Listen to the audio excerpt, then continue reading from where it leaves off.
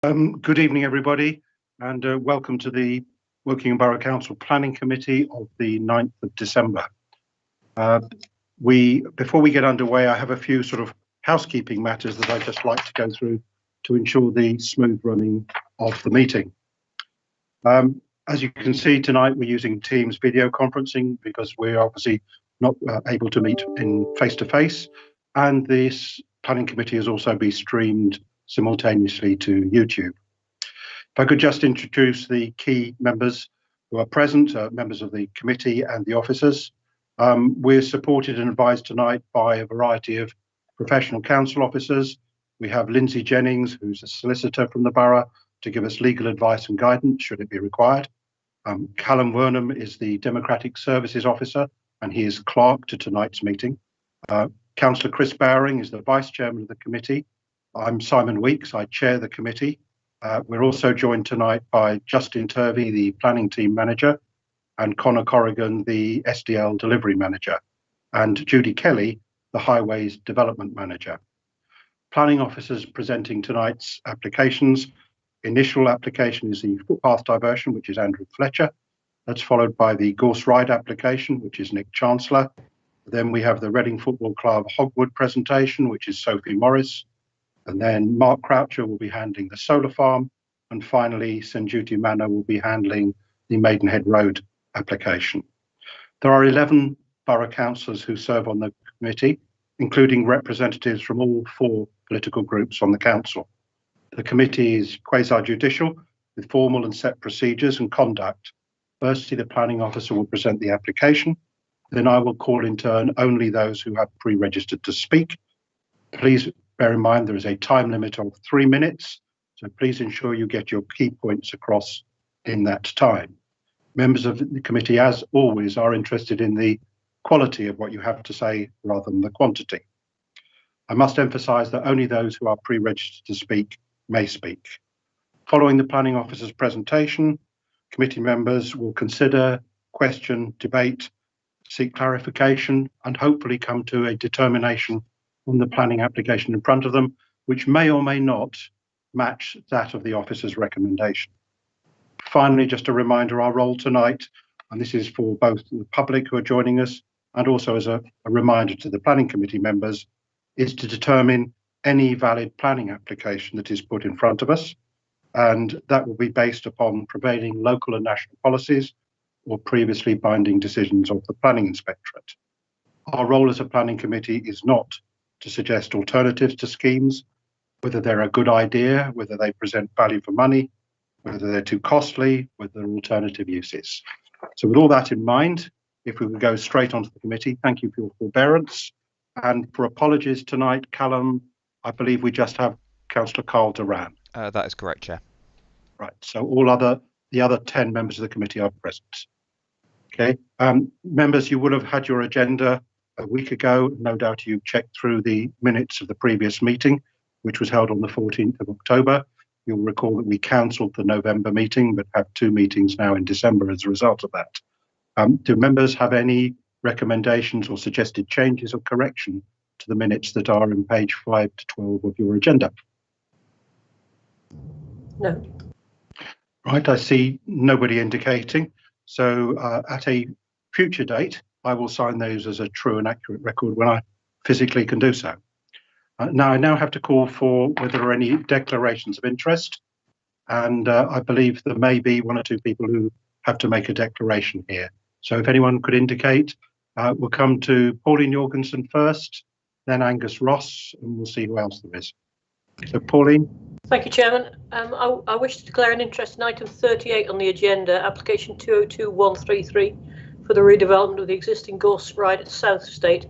Previously, I was executive member for housing when the proposed redevelopment project was being considered and planned. I've not formed a view on the detailed application before committee this evening. I'm able to attend the meeting with an open mind, and I will listen and participate in the debate in that form. Okay, thank you. Could I next come to Angus Ross?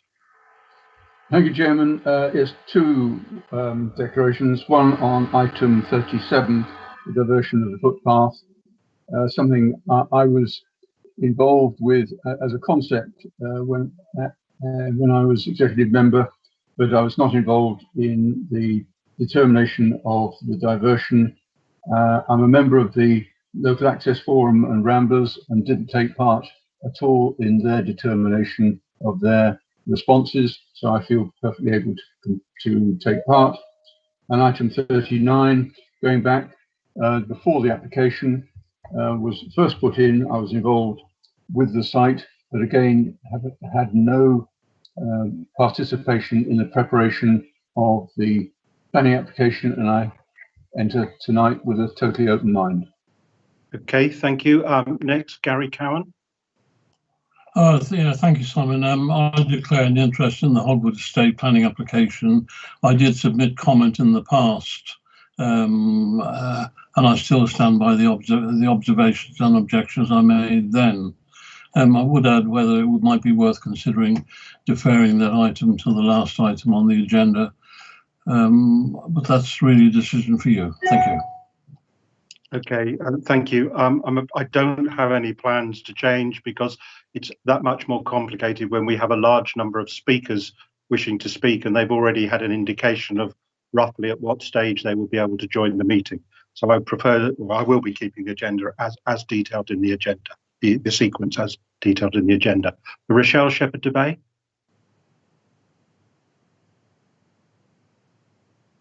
Hello, Rochelle, you have your hand up.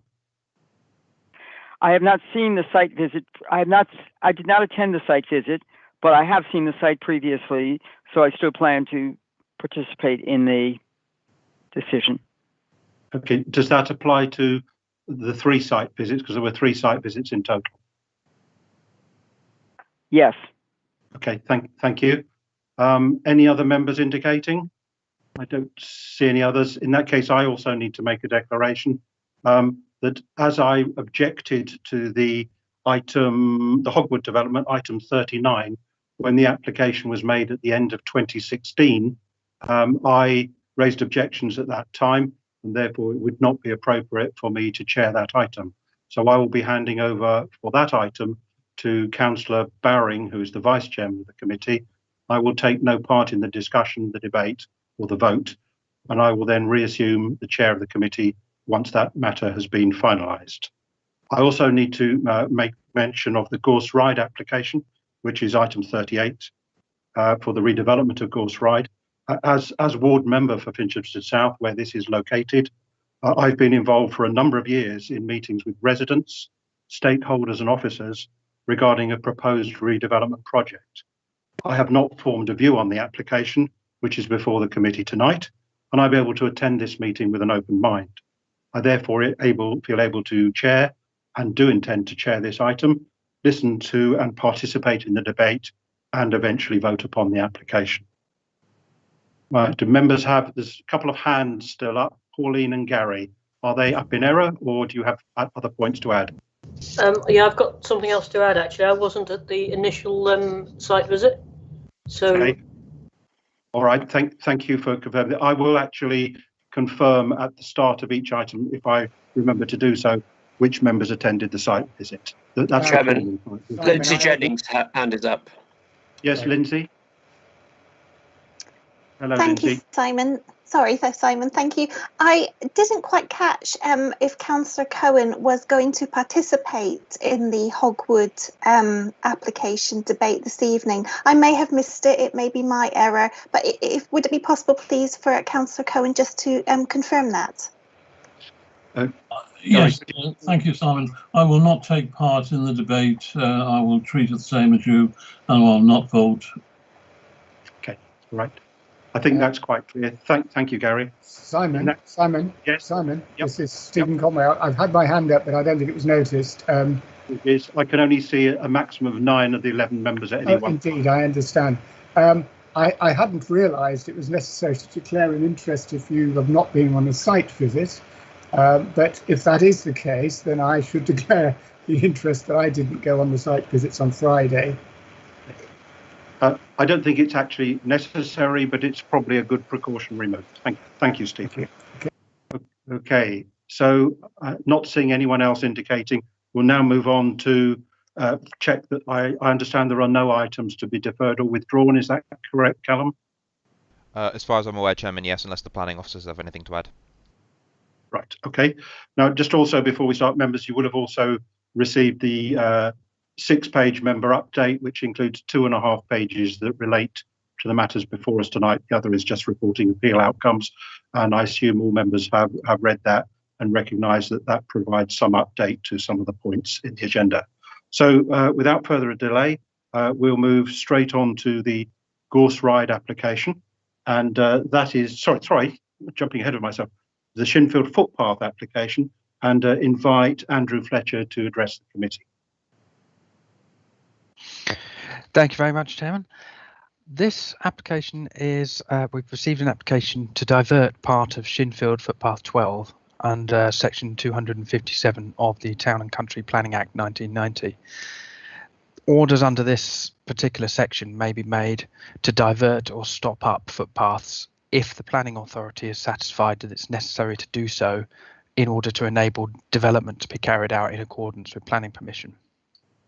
The grounds for making this order are that the line of the path should be diverted to facilitate the redevelopment of the Shinfield West site in accordance with outline planning permission granted in March 2012 and reserve matters consent under application reference 161189. It's recommended that the order is made. I'm going to share my screen now to just show the extent of the diversion. And then I'll be able to talk members through it. It's quite a short diversion. It will reroute the path, which currently runs along this solid black line, 12 metres to the north, and follow the route A, C, D, as shown on the plan here. The surface of the new path will be a 2-metre wide tarmac footpath, accessible all year round, and has currently been built and is open for use by the public. The existing line is an unsurfaced path. It runs through a green space, and it currently does not have a defined width. The green area will be redeveloped as part of planning permission, and the reserve matter is already granted, and this requires a diversion of the footpath. The overview map, which is on page 19 of the agenda, shows an overview of the master plan layout of the site, which shows how the planned development in the south will mean that the footpath cannot run on its current route. Consultations were undertaken with the ward members, Shinfield Parish Council, the Mid and West Berks Local Access Forum, Loddon Valley Ramblers, the Open Spaces Society and the British Horse Society. No objections were raised for the diversion. However, the Local Access Forum and the British Horse Society requested that the path be considered in the future for an upgrade to a bridleway should the opportunity arise.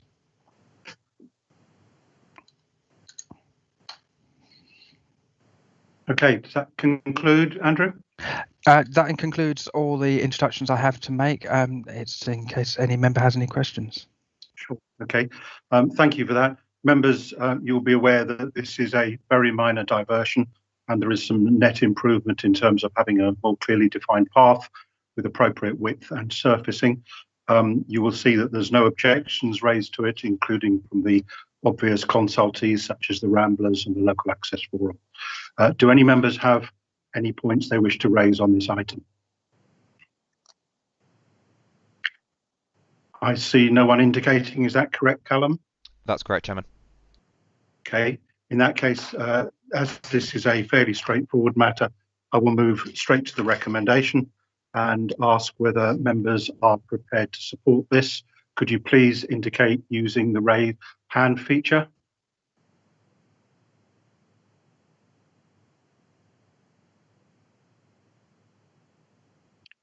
So has everybody voted, Callum? Not quite yet, Chairman. We've got 9. We're missing 1. Okay. Let me just check who it is. Obviously, it may be someone wishing to abstain or vote against. So, it could be, yes. Okay, well, we'll clearly, there's a majority. Oh, we've got 10 now. There we go. Okay, we've got all 10. Unanimous. Okay, thank you. Thank you very much. So therefore, there's no need for me to look for abstentions or those voting against. So that item is unanimously supported by the committee. Thank you for that. We now move on to page 21 of your agenda. And this is item 202133. which is a major application submitted by the Borough Council for the complete redevelopment of the existing Gorse Ride estate. And I will hand straight across to Nick Chancellor, who's going to be presenting this. Good evening, Nick. Thank you very much, Chair.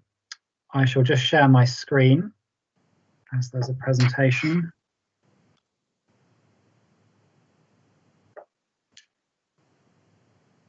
Chair, could you just confirm that this is visible on the screen for everyone? Yes. Yeah. Can you enlarge it at all? That's yes. Better. Yes. Thank you.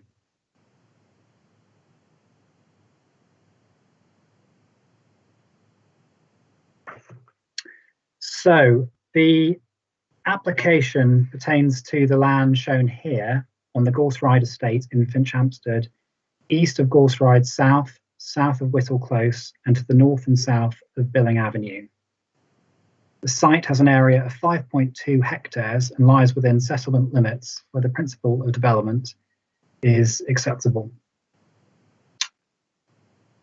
The site is bounded on all sides by existing 1- and 2-storey residential developments.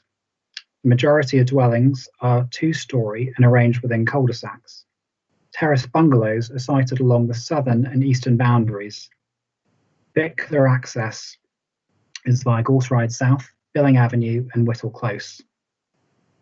The existing development has a relatively open character with a wooded recreational area to the north and other smaller pockets of space elsewhere. A significant number of large trees are located throughout. 76% of the development is affordable housing, the remainder being privately owned tenure.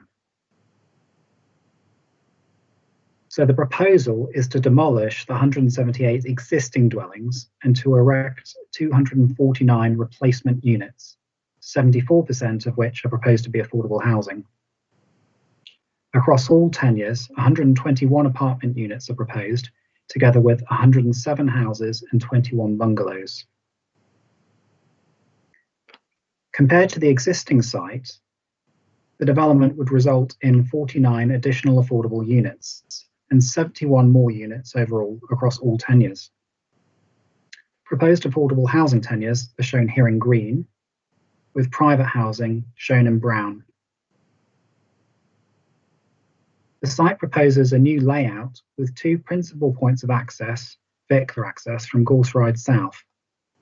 Safe access and movement has been demonstrated throughout the site. Ample parking facilities, including for electric vehicle charging, have been specified in accordance with the council's standards. Bus services are conveniently located within walking distance, and financial contributions will be secured in order to promote a shift to more sustainable modes of travel. The proposed layout complies with the council standards in respect to separation distances and living space. Building heights have been carefully considered, with the lowest height specified at the site's boundaries and where directly adjacent to existing development. 2 neighbours to the site have expressed concern that the new dwellings may result in overlooking. However, in each case, the relationship has been assessed and is comfortably in excess of the minimum separation recommended by the Borough Design Guide. As such, the development would not result in significant harm to neighbouring amenity. In terms of sustainability, the application has demonstrated that a 40% reduction in carbon emissions would be achieved when compared to current building regulations. This is achieved in part through the use of district heating within the apartment blocks and air source heat pumps in the houses. Apartment blocks within the central area would be 4 stories in height. Note that the top story is set in from the main elevation and with a shallow roof pitch in order to reduce the perceived bulk and mass. Each apartment unit features a balcony or a courtyard providing access to private amenity space. The house and bungalow types are contemporary designs and are considered to be appropriate and well suited both to the development and to the local area. This is one of the house types and bungalow types. And these computer-generated images provide an impression of how the development would appear from some key vantage points from within the site.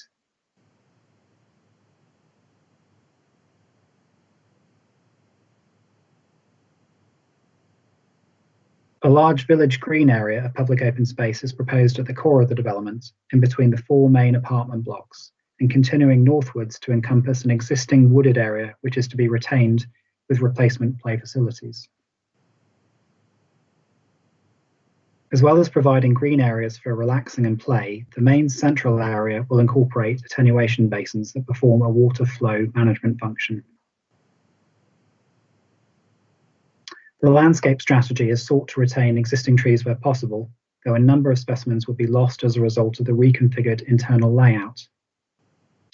Of 217 trees across the site, 94 would be removed. However, circa 200 trees would be planted, resulting in a significant net gain and preserving the existing verdant landscape character. Approximately 1 hectare of public open space is proposed overall, and re-provided play facilities, together with new additional recreational areas, would result in a 46% increase in public open space. So in conclusion, the proposals are considered to be sustainable development and represent high quality design. The application is therefore recommended for approval, subject to conditions, informatives, and planning obligations as set out in the committee report and members' update. Okay, thank you, Nick. If we could lose the screen, please. Just a moment. Yeah. Thank you very much, Nick, for that succinct presentation. Members, as I indicated before the main part of this meeting started, this is a scheme that has been more than 5 years in the making. For those of you that attended the site visit, you will have seen firsthand the very poor quality of the vast majority of houses on the Gorse Ride estate. When the estate was built, the design of these properties was certainly not expected to last until now. I think it would be fair to say that the idea of redeveloping a very large estate and needing to find accommodation in phases as the residence sections were moved out in order to demolish and rebuild would be a very major project, which is probably why it would appear that our predecessors have looked at it and constantly gone away and considered it to be too difficult. But this position can no longer be sustained, and it is essential that the properties are significantly upgraded. And the council's conclusion is that the complete replacement and enhancement of new properties will be much more efficient than trying to retrofit all the necessary measures to bring the current houses up to an appropriate modern standard. So I will, firstly, we'll now get the speakers to come in, and we have 2 people speaking, sharing their 3 minutes. Firstly, we've got John Kaiser, who's the Executive Member for Finance and Housing, and he'll be followed by Steve Bowers, who is Chairman of the Gorse Rides Residents Steering Group. And John, could I please remind you to stick to your 1.5 minutes, otherwise there will not be time for your colleague to follow on. Over to you. Thank you, Simon. I'd appreciate you giving me a nod if I go on too long, please. Right. I mean, the council's investing tens of millions of pounds in improving the lives of residents, and this is the single largest investment in a new community regeneration scheme the council has ever undertaken. The regeneration includes 74% of affordable housing, far above the standard policy of 40%. That's 185 new affordable homes for local community and an increase of an additional 49 affordable homes compared with the current estate. Yes, our budgets are under pressure at the council, especially considering COVID-19, but it's important that we keep moving forward with ambitious projects like this. The current properties are in poor condition and were never built to last this long, as Simon has said. Yes, the council could simply have refurbished them and to bring them up to decent standards, but it's not about simply meeting decent standards. This is about showing that we're committed to supporting this great and strong local community and giving Gorse Ride residents the homes that they need and they deserve. This is about providing homes which are high quality and have been designed to adapt to the changing needs, helping those in the community live great lives. homes which are energy and carbon efficient, helping support the council's ambition to be carbon nearer net zero by 2030, and more critically helping residents tackle ever increasing fuel costs that are placing so many people into fuel poverty across the borough.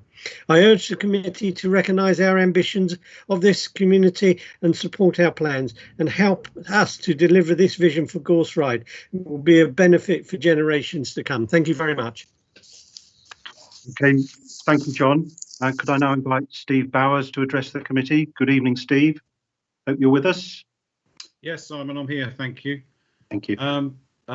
Thank you, Simon. Thank you, committee, to listening to us. I'm not going to be as fast as John. I'm here to speak on behalf of the residents. I've lived in these accommodations for 36 years now. My partner has also lived on the estate. We brought up 5 children in these council houses. They've all gone on to own their own homes and run their own businesses.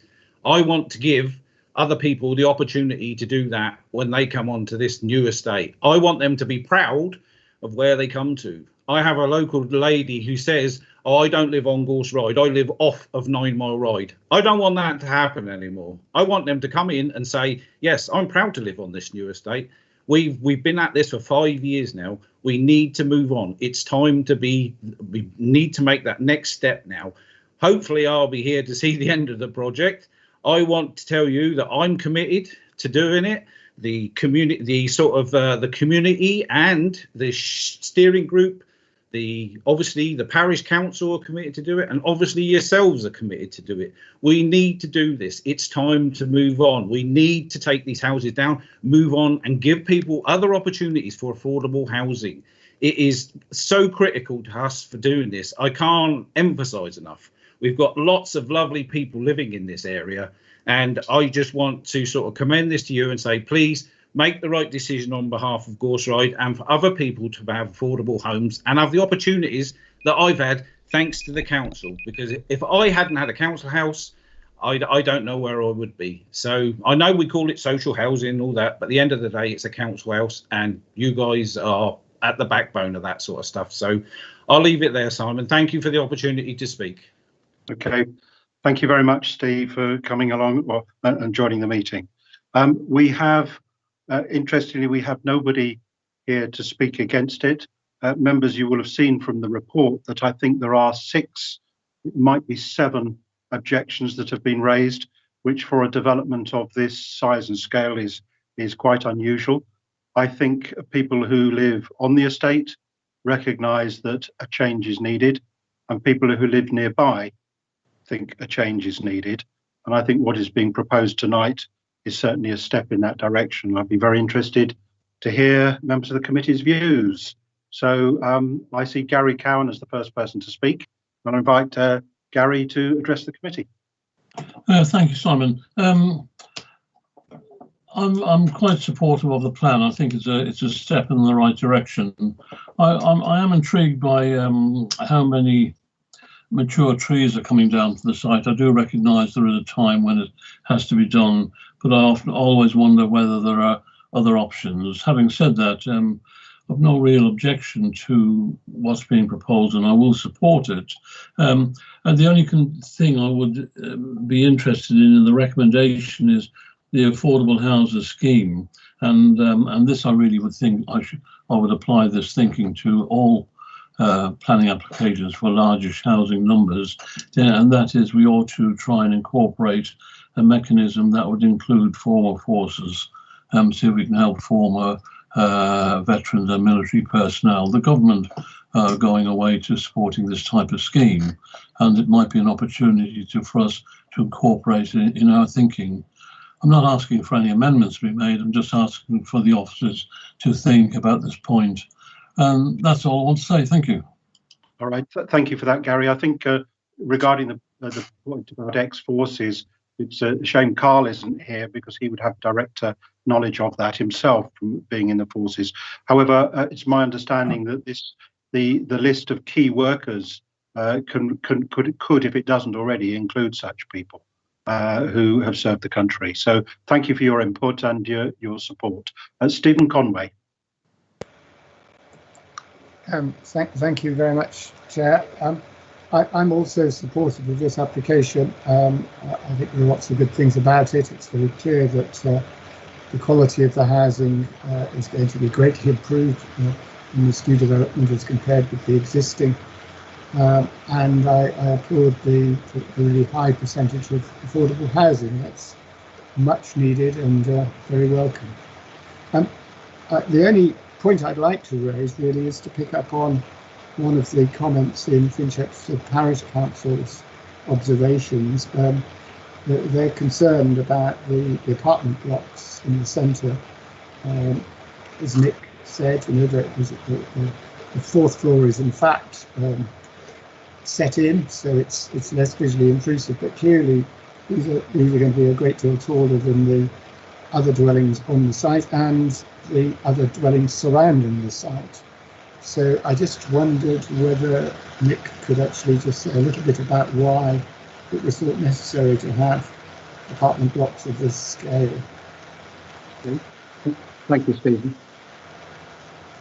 You wouldn't mind turning your microphone off? Thank you. There's a bit of background noise there. I think before we ask Nick to, one of the factors, of course, that determines the need for apartment blocks is the fact that the development that is going to replace the existing development is including more properties and therefore is at a higher density. And as we know, going up rather than going out when you're building tends to allow the provision of a greater amount of green space. And I think, frankly, primary driver for this is that this is certainly the most expensive housing project embarked on ever by the borough. And it's a question of viability. Obviously, there's some market housing being provided here, and we are getting some other assistance, but this is a very expensive project. And the need for apartments allows us to create additional units and hence justify the scheme. But perhaps Nick could come in and talk about it less so in the commercial terms, but perhaps more in the planning terms, Nick. Yes, thank you for the question. And purely in terms of the acceptability of the height, it's certainly something that we looked at quite carefully during the pre-application process that the local planning authority went through in getting the scheme to this point. And essentially, my view is that all stories in the form that they are acceptable, and then they're mitigated in large part because of the public open space within the central spine of the site. So they are they're set in a sort of sense of openness, and when you have that openness, it does mitigate against the height of the buildings. So in my view, they will have an acceptable appearance, and I think that's demonstrated in some of the CGI images I shared during my presentation, which I could always put back up if that would be helpful. I think if we could see them again, that would be helpful. Yes, thank you. Okay, just a moment.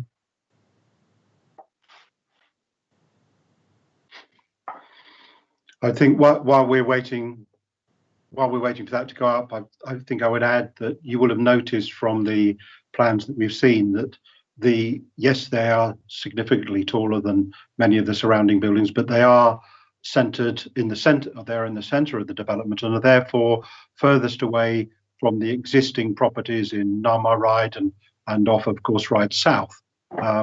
Just as we always try and ensure there's, not a three-story building right next to the countryside, where there's a very sharp edge. We're trying to achieve the same here, I think, in terms of having them centered furthest away from the lower dwellings. Nick, were you able to secure that? Yes. So I don't know if that's visible now. Yep, that's clear.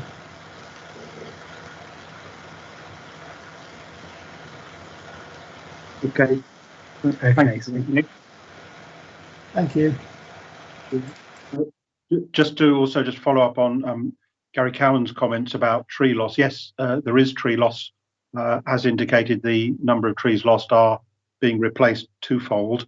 I think the other factor is that, as you will have seen on the site visit, quite a number of the trees are very large and are probably not the sort of trees you would normally choose to have next to houses. And I suspect, were we not approaching this with a review to a new development, that quite a few of the existing larger trees, because a lot of them are pine trees, and their life is nowhere near the same as oak trees. And therefore, it's quite possible some of them will be lost anyway through danger and risk. But obviously, we can't deny the fact there are a number of trees being lost, but there are also a significant number of homes being built for people who very much need them. So who else do we have indicating to speak? Callum, could you tell me who else we've got, because I can't see any more hands up, and I'm sure there are. Yep, certainly, Chairman. We've got Rochelle, then Angus, then Abdul, then Malcolm. Okay, Rochelle. And myself as well, sorry. Angus, Malcolm, Abdul and Andrew. Right, so we'll go Rochelle first. Nick, could you turn your camera off? Turn my camera off, okay. I've got about 4 questions. Will there be, you're talking about having adequate cycle storage in the development. Will they have adequate cycle storage in the flats? Because that's a place where they will need them more often than not, rather than in houses. Next of all, are they going to be council-owned or housing association dwellings? The reason I ask that is because you're going to a lot different types of dwellings there with part buy, part rent, things like this, and I didn't know if the council was able to do that. And one more question, are all the affordable homes not built to last more than this amount of time? You're saying these are falling apart now after they've been built in the late 60s or early 70s. We have plenty of places and flats that have been in existence for more than several hundred years, and I can't understand why the construction was that poor. Will these last longer? Okay, thank you for that, Rochelle. Simply because I know the answer, I will answer your last point and leave Nick to answer the question about cycles and ownership. These houses were a form of Swedish prefabricated design, and they, depending on who you talk to, had a lifespan of between 25 and 40 years. So it's not surprising that some 50 years later, there's significant problems with them. But clearly, the houses that they are proposed to be replaced with, should it be approved this evening, I would imagine would have a significantly longer lifespan. So Nick, could you answer on the cycles and the ownership and tenures? Yeah, so on the cycle storage, there will be cycle storage integrated within each of the apartment blocks. So that will provide adequate facilities there. In terms of the ownership of the affordable housing, although it's not directly related to planning, my understanding is that the applicant, that's Wokingham Borough Council's intention, is to convey the site to Loddon Homes, which is a registered provider that's wholly owned by the council. So they will bring forward the scheme and implement it, and there will be a mixture of different affordable housing types, and they will include social rent, discounted rent, and also shared ownership. Okay, thank you, Nick. So did you want to come back, Rochelle? Yeah. Yes. One more question.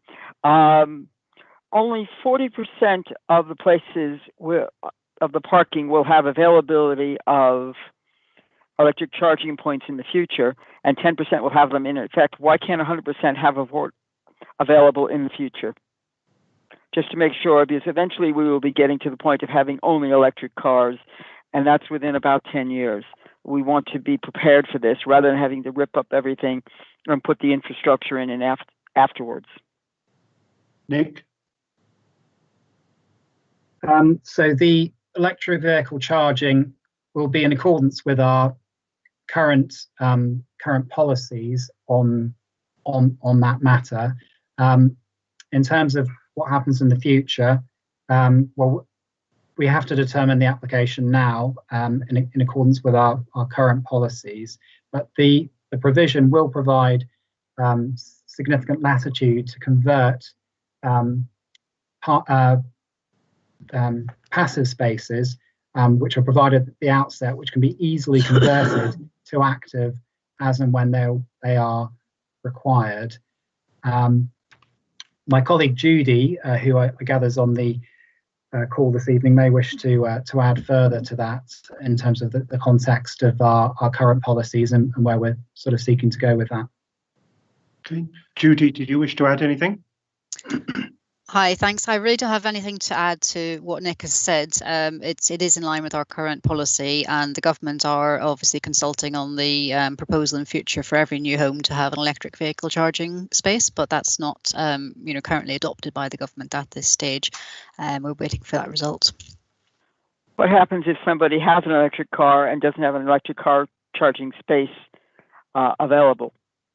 Well, I think the parking strategy for this site includes quite a lot of unallocated parking. So I think that there's going to be quite a lot of scope for flexibility within the parking across the whole site. Okay, thank you. Could we now move on to Angus Ross? Thank you, Chairman. First, just to say what a good site visit it was, and thank you for the organisation of all that to really get a feel for what's there now and some sort of thought of where we'll go. Just two quick questions. Condition 24 says 40% affordable, and we're planning 74%. Is the 40% there just because that is what is required under our policies? And secondly, recommendation A talks about the SANG and SAM contributions. Should it not be made clear that that's just for the additional number of dwellings? It's both good points, Angus. I also asked about the 40% prior to the meeting, and it was confirmed it was simply that was the standard policy, and clearly the what was proposed here was the much higher 76%. So it's not necessary to amend that. Your second point, Nick, would you be able to answer that? Yes, on the SANG and SAM, the LPA will only be seeking contributions based on the uplift in dwellings on the site. So you're very correct to point that out. So is it necessary to make a minor modification to that condition to clarify that, or do we believe it's quite clear? It was clear in my mind. Okay. I always think it's useful to have a third-party view of something that's written as opposed to that of the person who wrote it, who knows what they meant. Okay, all right, okay. All right, Angus, were there any other points? That's all, thank you, Chairman. Thank you very much. Next, I've got Abdul Lois. Thank you, Chairman.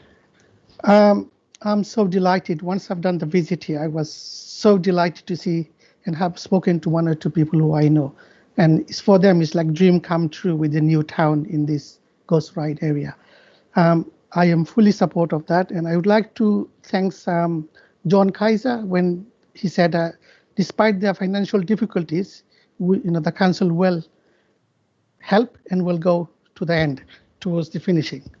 That is a good news. And also, Steve, very good to hear that after 36 years, you are delighted and we are giving something to our new generation. And as a question, it's not a question, more of a clarification. Nick, if there is any new road building, make sure it comes under road adoption policies, so these resident doesn't have any problem in the future. Thank you, Chair. Okay, thank you. Nick or Judy, I'm trusting that since this is a local authority proposal that the roads will all be adopted. Can you confirm that? That's my understanding, yes. Okay, thank you very much. Yes, and the recommendation does include as well a requirement for an obligation that the roads will be subject to adoption under the Highways Act. Okay, thank you very much. Then we come on to Malcolm Richards.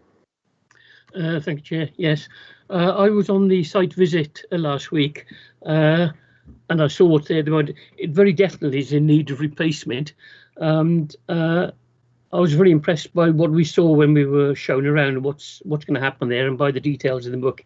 It's a very big project. It's very ambitious, but I certainly welcome it, and I will be supporting it. For the questions, the building, the tall ones, the apartments, I think they're 4 floors. Will there be lifts in them? Okay. In those buildings? Would you like to give all your questions? Then we'll try and get them up. Right. First question is, will there be lifts in those tall buildings? I imagine there is, because I think they need them after 3 floors. Yep. Car parking seems okay. I added up the numbers in here, and it comes to something like 400 spaces, which is quite good. It's a mixture of, I think, just under 200 unallocated, but 170 allocated, and about 30 for visitors. So I imagine that every single property will have at least 1 car space. But they won't be all on their own property, will they? They'll be presumably in clusters, where they, some of them individual houses and some in clusters. So they hopefully they don't have to walk too far. They'll be distributed around the site. The next point is slightly linked to it. The 40% coverage on charges. I fully understand why it's 40%, because if you're at 100%, I'm sure the National Grid would be struggling to support them. But are those spaces that have chargers part of the 400 spaces, almost 400 spaces, or is it a separate area that has chargers in it where you go to be charged and take your car away afterwards? In other words, do some houses get a space and a charger on it, and others have to walk around the site looking for one? So how's that distributed? Okay, thank you. Next question, materials. Obviously, it'll say in there that details have to be submitted and approved before it goes any further. My question is, do we know already, is it likely to be brick or is it going to be tiled? It presumably won't be cladding on the apartments, will it? Do we know what it's likely to be? Well, if it's cladding, I assume it ought to be appropriate. Yes. And the last point, lighting. I think I asked when I was there, would there be lighting on all of the areas that you're walking, including the pathways between them, rather than just on the main roads? And I think I was told, yes, there would be adequate lighting all over the site. And that's my list of questions. Thank you, Malcolm. So, Nick, I've got lifts, car park close or adjacent to each property, car park space, the issue about the finish of the buildings and the lighting, and whether the charging points were in addition to the nearly 400 spaces. I'm fairly sure they're included, but perhaps you could give us the definitive answer on those points that Malcolm has raised. Yes, so in terms of lifts, no, the apartment blocks aren't proposed to have lifts, that they will be staircases.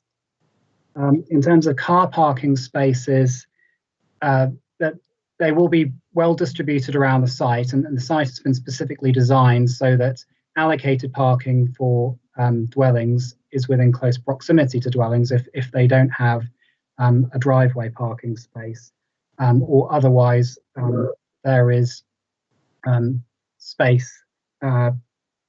Essentially, it has been well designed. We don't have any concerns about the distribution and quantum of car parking spaces.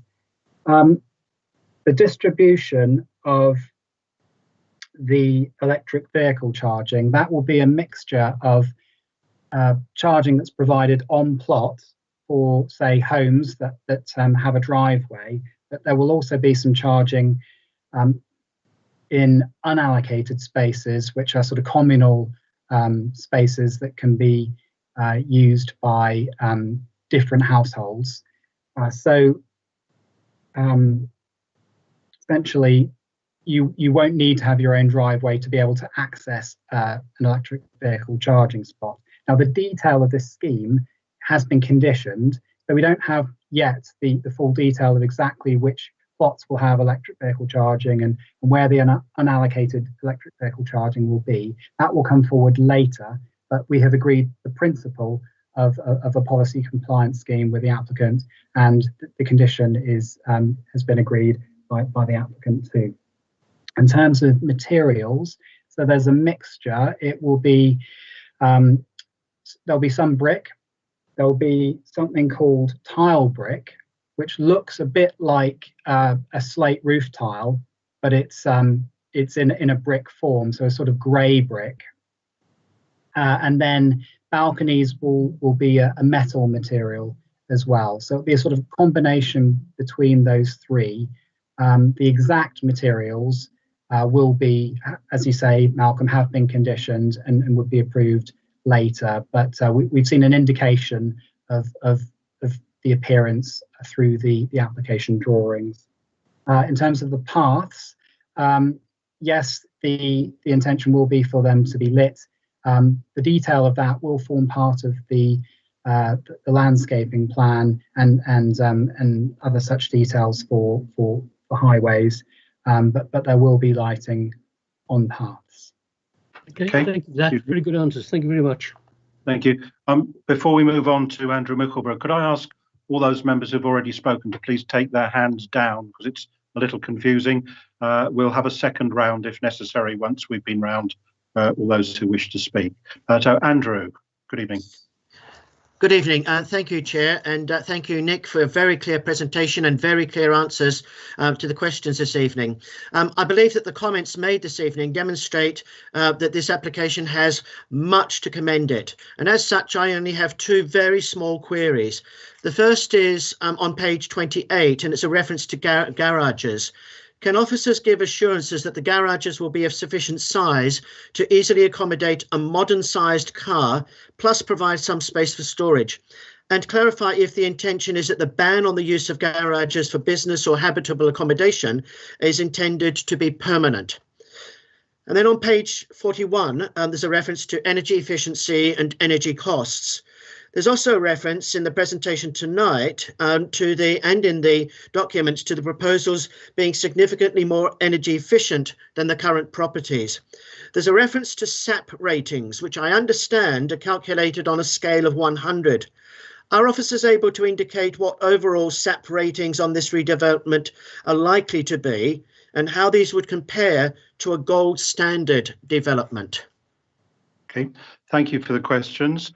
I was obviously deferred to the officer's expert knowledge, but I believe SAP ratings, I understood those to come under building regs rather than planning, but perhaps Nick, you can clarify that when you provide answers. So it's garage sizes and restrictions on use of the garages for commercial purposes and the issues about SAP rating. Yes, in terms of the garages, they will be capable of accommodating a modern car, so at least 3 meters by 6 meters, the garages are. In terms of the condition banning use of the garages for any other purpose, yes, that would remain in perpetuity unless the condition was appealed or amended, but no, it would be a permanent ban, so to speak. In terms of the SAP ratings, I'm not an expert on this subject either myself, and I'm sorry, but I can't give you an answer really on the gold standard. All I do know is that these buildings will be very energy efficient, much more than they need to be, and that's achieved, as I mentioned in my presentation, through the use of district heating, which is a very efficient way of heating apartment blocks because there's essentially one heat source for the entire group of apartment blocks. And for the homes, there will be air source heat pumps, which again is a very efficient way of heating homes that does save on carbon. So I hope that answers your question. Thank you, Nick. Thank you. I would just add from my own personal knowledge of some of these properties that the level of insulation currently achieved is extremely poor, so therefore they have commensurately disproportionately large energy bills and also a problem with condensation and damp. So I think this will be quite a transformation, both in terms of cost of operating for the residents and also the quality or the standard of the interior in terms of temperature and humidity. I think there will both be big improvements. Right, do we have any members who haven't spoken who still wish to speak? Is there anyone else showing? I see no one indicating, and I see, but Rochelle, I take it you wish to come back? Your hand is still up. Yes, please. Permitted development rights, will they be allowed on the houses or will they be not allowed in the houses? And what's going to happen if you put the electric charging points in the houses and those people decide not to have electric cars and the person next door has an electric car? And lastly, will photovoltaic panels be offered as an option for some of the houses? Okay, Nick.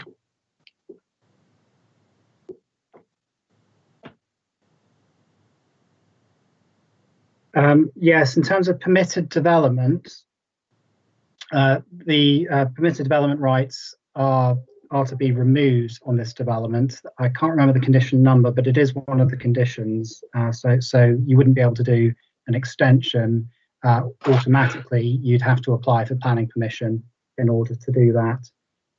On electric cars, I think it is what it is, that there will be an electric charging space in some houses, but not necessarily all of them. But I believe that in terms of the driveway spaces, it's likely to be for the actual houses themselves. So a very good number of the houses, the 2- and 3-story houses, will have an electric vehicle charging space, with the remainder in unallocated in the parking courtyards, which is the most efficient way of providing it. On photovoltaic panels, I must say it has temporarily slipped my memory whether or not they will be incorporated in the scheme. I would imagine there may be some in order to achieve the high level of energy efficiency that is being proposed here. Okay, thank you, Nick. I see no one else indicating to speak. So we've spent an hour on this item, and I'd therefore like to move forward because we have other items on the agenda. So just one final request: is there anybody who has an urgent matter they wish to raise that hasn't already been answered? I see no one indicating. So therefore, I'm going to propose that we vote on 202-133. I would ask all members who wish to support this application to please raise their electronic hand.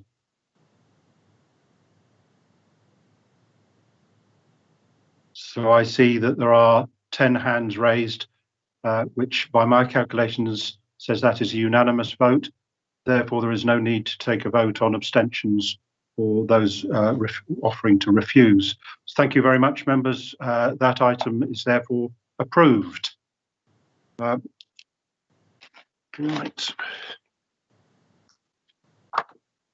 Bear with me a moment, please.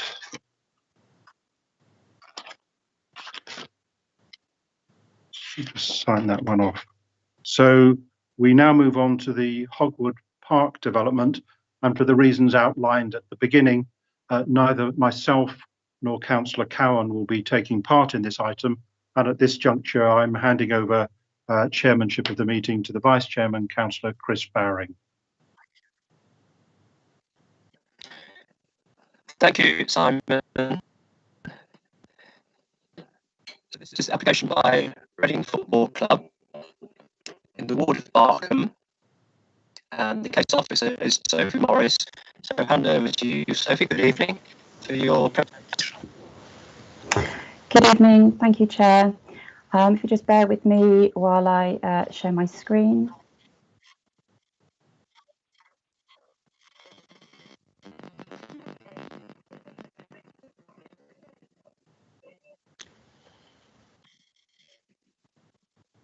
Could I confirm whether you can see my screen? Yes, I can see it. Yes. Thank you. Yes, I can see it. Okay, thank you.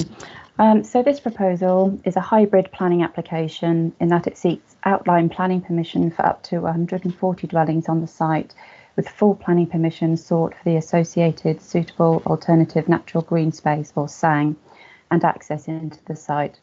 All other matters relating to the detailed layout, scale, landscaping, design and appearance would be detailed for approval at the reserved matter stage. The site is located in the parish of Barkham, and as the slide shows, although the site is adjoined by the boundary of the SDL, the Arborfield SDL, I should clarify, it is not located within it, and it is not currently an allocated site, and as such, it is located in the countryside. The application was originally submitted at the end of 2016, and some of the consultation responses referred to the fact that as the site was located outside of the SDL and is not allocated, that the applicant should put the site forward in the call for sites process and wait for the local plan update to run its course. The site was put forward in the call for sites process, and it was agreed that the application be held in abeyance in order for the local plan update process to progress further, as the site was still in use by the applicant and their new training ground facilities at the former Bearwood Golf Club were still being built out. However, Reading Football Club have commenced using their new training ground facilities earlier this year, and as such, this site is no longer needed by them, and it was requested that the application be progressed and taken forward to Planning Committee for determination. Whilst the draft local plan process proposes to allocate the application site for around 140 dwellings, the local plan update is still at a fairly early stage of preparation, and as such, at the present time, the site remains unallocated. This slide shows the location of the site in the context of its immediate surroundings, which is bound to the east by Park Lane, where the access into the site is located. The grounds of the Bowhunt Secondary School are located beyond the western boundary of the site, and beyond the northern boundary of the site is the Haysbrook Meadows Sang, which is open to the public. To the south is Byway 18, just marked along that dotted line, which is accessed off Hogwood Lane and provides pedestrian access to the school, to Bowhunt School, and also the location of the forthcoming district centre. The Hogwood Industrial Estate lies beyond the southern boundary of the site. These are photos of the site at present, showing the existing access off Park Lane. The building is used in connection with the training facilities and the existing car park area. These photos show the existing tree-lined southern boundary of the site with the Bowhunt School located in the background. This photo shows part of the western boundary with the Arborfield Leisure Centre in the background, along with the northern boundary, which adjoins the boundary of the existing Haysbrook Sang. Finally, this photo shows a view towards, again, the northern boundary of the site and the rear of the existing buildings located on the eastern side of the site. So turning to the proposals themselves, the proposed illustrative layout submitted with the application, as shown here, proposes the housing element to be located within the central and southern parts of the site, with the Sang provision to the north, which would connect with the existing Haysbrook Sang to form a larger open area of Sang. The main access into the site would be taken from the existing access off Park Lane, with a secondary access positioned further along Park Lane to the north. The illustrative proposals for the housing show a hierarchy of streets connecting with a main street running through the central area of the site. Dwellings are shown to be oriented so that they would address and provide frontages to the streets and would face out towards the boundaries of the site. The proposals would provide 40% affordable housing equivalent to 56 units, all of which would be provided on site. Whilst the Hogwood Industrial Estate is located beyond the southern boundary of the site, no issues have been raised by environmental health in respect of the two noise assessment reports which were undertaken in conjunction with the proposals, the first being in 2016 and the second in the summer of this year. The two sites are also separated by an established existing tree-line boundary, and if further planting along this boundary is considered necessary at the reserve matter stage, this will be dealt with through the relevant landscaping conditions. As mentioned, the Sang provision associated with the proposals would be located on the northern section of the site, with further integrated areas of public open space, including a community green with a children's play area located in the central part of the layout. This area would connect with the Sang via a green corridor of open space. The western side of the site would also accommodate an informal turf playing pitch. There would also be a number of connected pedestrian and cycle routes running through and around the sites, and it is proposed that there would be connections from these to the wider area, including to the byway to the south, to the location of the Hogwood Spur, and to Biggs Lane to the north through the Sang. Further details of the exact locations of these connections would be dealt with at the reserve matter stage. In terms of the wider context of the site, it is considered that the development would also link well with the wider SDL. As already mentioned, the Byway 18 runs adjacent to the southern boundary of the site, and as referred to on the previous slide, the layout will provide a number of paths, including one which would run along the southern boundary of the site. This has the potential to serve as an attractive alternative pedestrian cycle route to the school and wider SDL from Park Lane, and would benefit from natural surveillance from dwellings fronting onto the southern boundary. This proposed route would be detailed further within the subsequent reserve matters application, with the exact locations of where it would connect with the Hogwood Lane and the byway being agreed at that stage. From within the site itself, the walking distances to the nearby district centre, which will be located in this area approximately here, from the nearest and furthest properties within the site would be approximately 0.45k and 0.8 of a kilometre respectively. Concern has been raised with regards to access from the site along Park Lane to the north, as there is not currently a footpath along this section of Park Lane up towards Biggs Lane. And whilst there would be connections through the Sang, this would not be a lit route. As such, the applicant undertook a feasibility study to establish whether it would be possible to install a footpath along Park Lane to connect with Biggs Lane to the north. However, whilst possible, this would not be without significant tree removal, impacts upon ecology, and the available highway boundary is not sufficiently wide enough to accommodate an acceptable footpath, and as such would require the removal of a section of Sang, which would be unlikely to be supported by Natural England. Whilst it is anticipated that the majority of trips from the site on foot would be made to the west, where most of the SDL facilities would be located, such as the secondary school, the district centre and leisure centre, the council are looking to achieve an alternative path running through the Sang to be delivered as part of the council's Greenways project, which would be suitable for walking and cycling alike, and the applicant has agreed to provide a contribution towards this provision. This would secure the option for people to use this route as an alternative to the road, and would also be of benefit to residents living in the north of the SDL, as well as children cycling to and from school. In terms of connections from the development to the south, the site will benefit from the wider SDL infrastructure provisions, such as the 9-mile ride extension, the route for which is shown indicatively in blue on the slide. The northern section is constructed and operational, and the southern section has reserve matters approval and is likely to commence construction next year.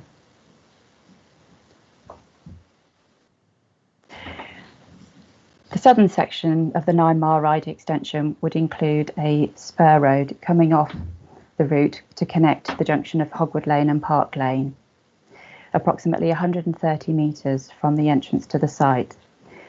Comments have been made that this is a missed opportunity for the spur road to link directly into the site. However, the access arrangements into the site as proposed off Park Lane are considered acceptable in highways terms, particularly as in conjunction with the 9-mile ride extension and Hogwood Spur, the existing section of Park Lane running south from Hogwood Lane would be stopped up to through traffic, which would instead be directed onto the spur road.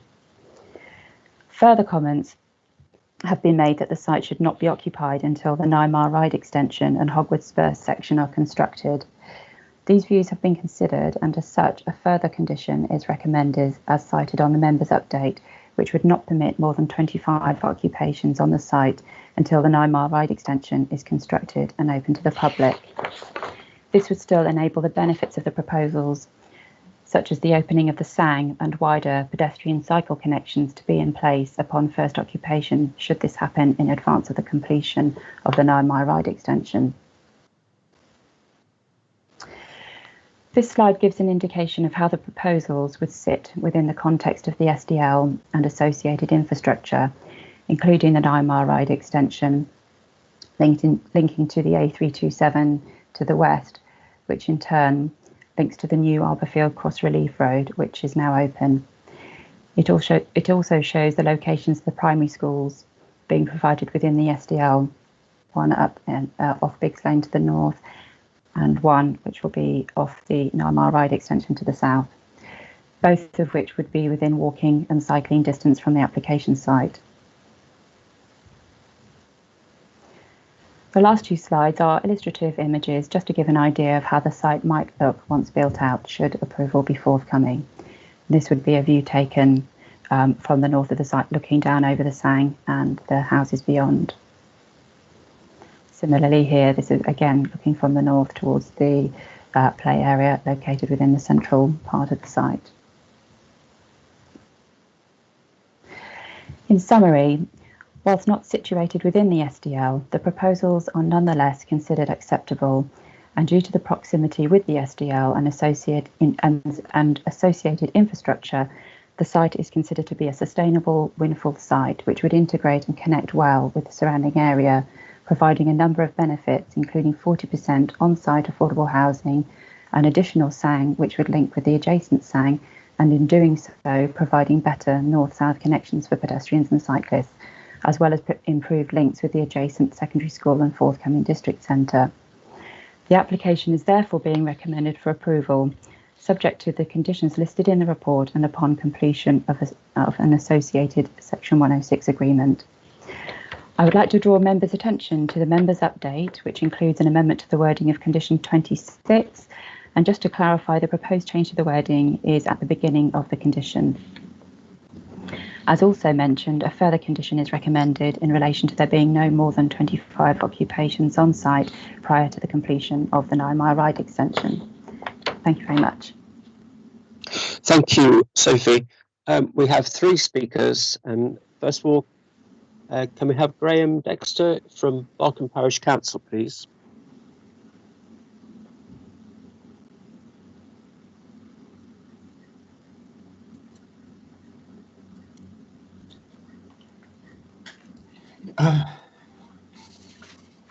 Good evening, Mr. Dexter. Yeah, okay, I'm just sorting myself out. Hello, everybody. I'm Graham Dexter, and I'd like to build on some of the points which I've just heard. This proposal does not fit well with the Arborfield-Barkham Joint Neighbourhood Plan. It does not sit well alongside the Hogwood Lane Industrial Estate. I walked down there a few weeks ago and wondered how many environmental complaints would come from houses that are going to be built only a few meters away from some very noisy fans. Against this background, the justification for building on this location is that the natural extension, it is a natural extension of the SDL, and the synergies with the proximity to the future district centre and its shops and the new roads. I'd like to make some comments here to put these points into context. There is no direct road access from the site to the district centre, which is necessary for the weekly heavy shop and for less abled people.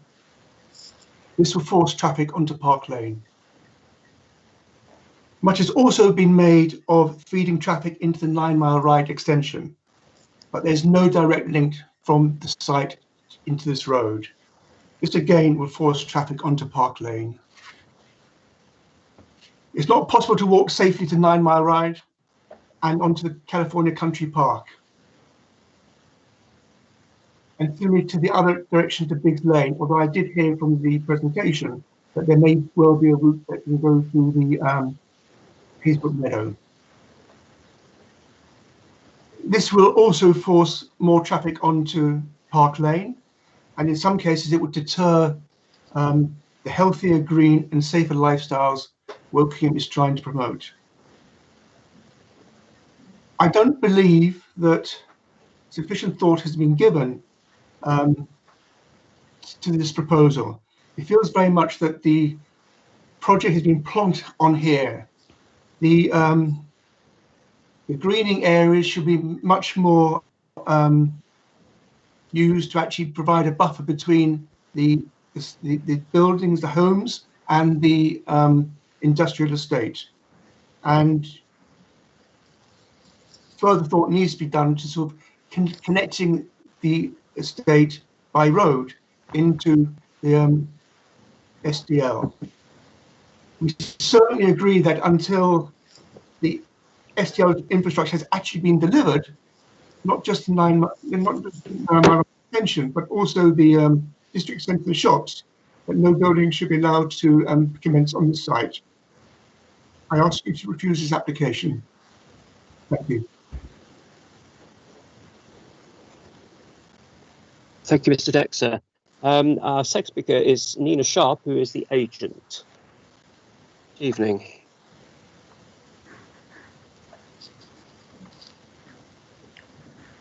Good evening, Chairman and members. My name is Nina Sharp, Planning Associate at Barton Wilmore, and I speak on behalf of the applicant, Reading Football Club. The proposal is in hybrid form that seeks planning permission for up to 140 dwellings on the site, with full planning permission sought for the associated sign. From Christmas 2020, the site will be vacant, and members will note from their site visit that the existing facilities have already been removed and located to the new training ground at Bearwood Park. The site is located immediately adjacent to Arborfield Garrison SDL, east of Bowhunt School, and comfortably within 800 metres of the planned district centre. The layout provides for an additional safe foot cycle route to the Bowhunt School, as well as a safe foot cycle route through to the shops and the community facilities.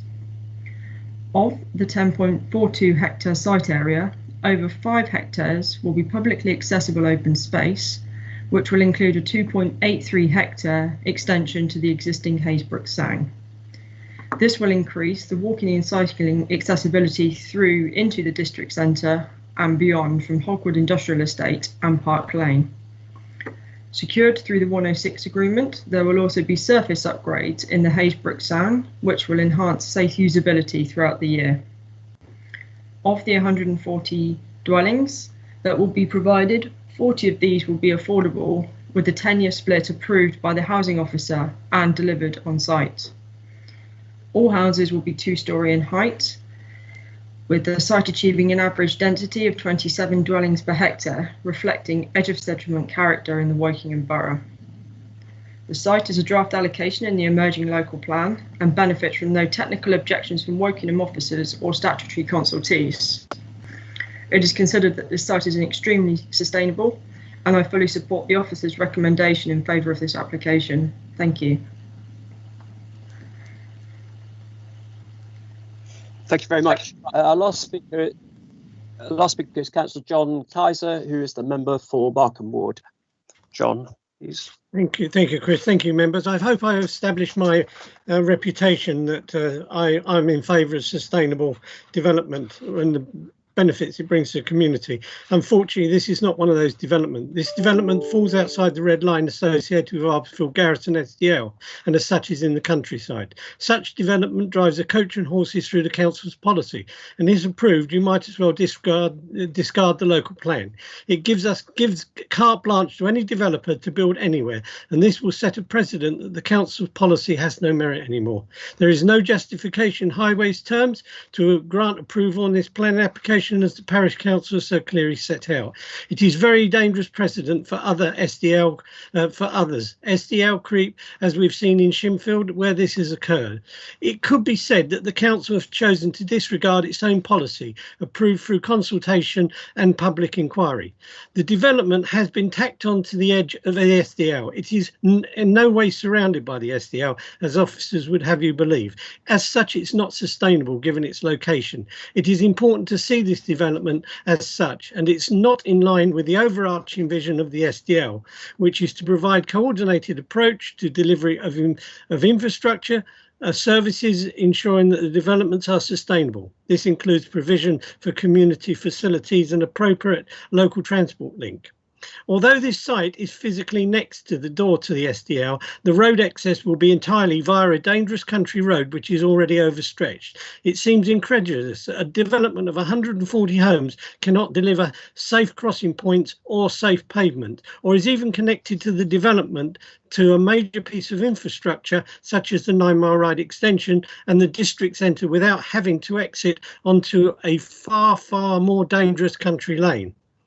I attended the site visit with the members of the planning committee, and the area which is glossed over in the report is the impact from the industrial estate. You notice there was no photographs showing you adjacent industrial estate when you were showing the photographs. Okay, this is a proper metal bashing estate with many engineering companies and a local brewery, with all the noise and smells which emanate from such industrial activities, which is home to hundreds of local jobs and many local companies, both small and large. It is separated from this development only by the width of a road, and I fear for the commercial activities on this site, as homes are placed adjacent to industrial estates, both noise and air pollution will be unacceptable and put the jobs and livelihood of those up to 1,000 people who actually work on this estate due to the demise of the commercial activity and eventual loss of commercial activity to additional housing. In essence, what we've seen here is a poorly designed cul-de-sac development of 140 homes in the countryside, with no pavements, no travel arrangements, which encourage cars use, which flies in the face of the council's commitment to climate change. Is outside the area delineated as a major SDL and has been tacked onto an SDL without any major consideration as to the connection to the SDL, with the exception of cycleways and footpaths. This means the majority of people will use cars as their main mode of transport. In addition, this is not supported by the two most experienced members of your planning committee, who have been excluded from voting tonight because they've already expressed their concerns. I appeal to you to support your 3 local parish councils, residents, local members and your own committee members, and refuse this application until such time these concerns have been properly addressed. I appeal to the committee to refuse this tonight. One last question I would ask myself in your shoes: what post-COVID will the borough need more than will they need most? An industrial estate which supports up to 1,000 local jobs or 140 homes? As I say, a badly planned SDL creep. No doubt there will be comments regarding losing an appeal, but my view is any inspector standing where I stood on Friday morning would refuse this application. Thank you very much. Thank you, John. Before I come to members, Sophie, can I just ask you to flesh out a little more the relationship between this site and the industrial estate? Problems of noise, maybe environmental health matters. To what extent do we need to consider the relationship in planning terms, please? Thank you for the question. So, as I said, the site will lie adjacent to the Hogwood Industrial Estate. The distance between the nearest uses and the position, well, obviously it's an illustrative image, but likelihood whether the location of the houses would be approximately 30 metres away from the nearest uses. As I say, at the application stage, no concerns have been raised by environmental health with regards to odour or noise. And also with regards to housing in the southern part of the SDL, there would be further housing located adjacent to the industrial estate. So I think on balance, it's considered that the nature of the use is just, admittedly, of course, there will be levels of background noise, but the reports that have been assessed by the health officers have not raised any concern with regards to the ambient background noise levels. Okay, thank you, Sophie. Right, I'll come to members now. I'm on my phone, so I can't see everybody, but I can see Rochelle. So I'm going to come to her first. Rochelle, would you like to make your points, please? Okay, I've got about 4 or 5 points. One, climate change. It's not net carbon zero. I don't see any response about heat pumps or extra insulation or anything to do that. What's going to be doing with that? Are the internal roads going to be adopted, or are they going to be the same problem we have in existing estates where they aren't? Next, are the SUDs going to be adopted as well? And why aren't there multiple exit entrances and only one exit? And I do find it a little strange about complaining about building outside the settlement boundaries when certain person has managed to put things in a local plan update. They're outside the settlement boundaries in my ward. That was the last statement. That has nothing to do with the planning. Okay.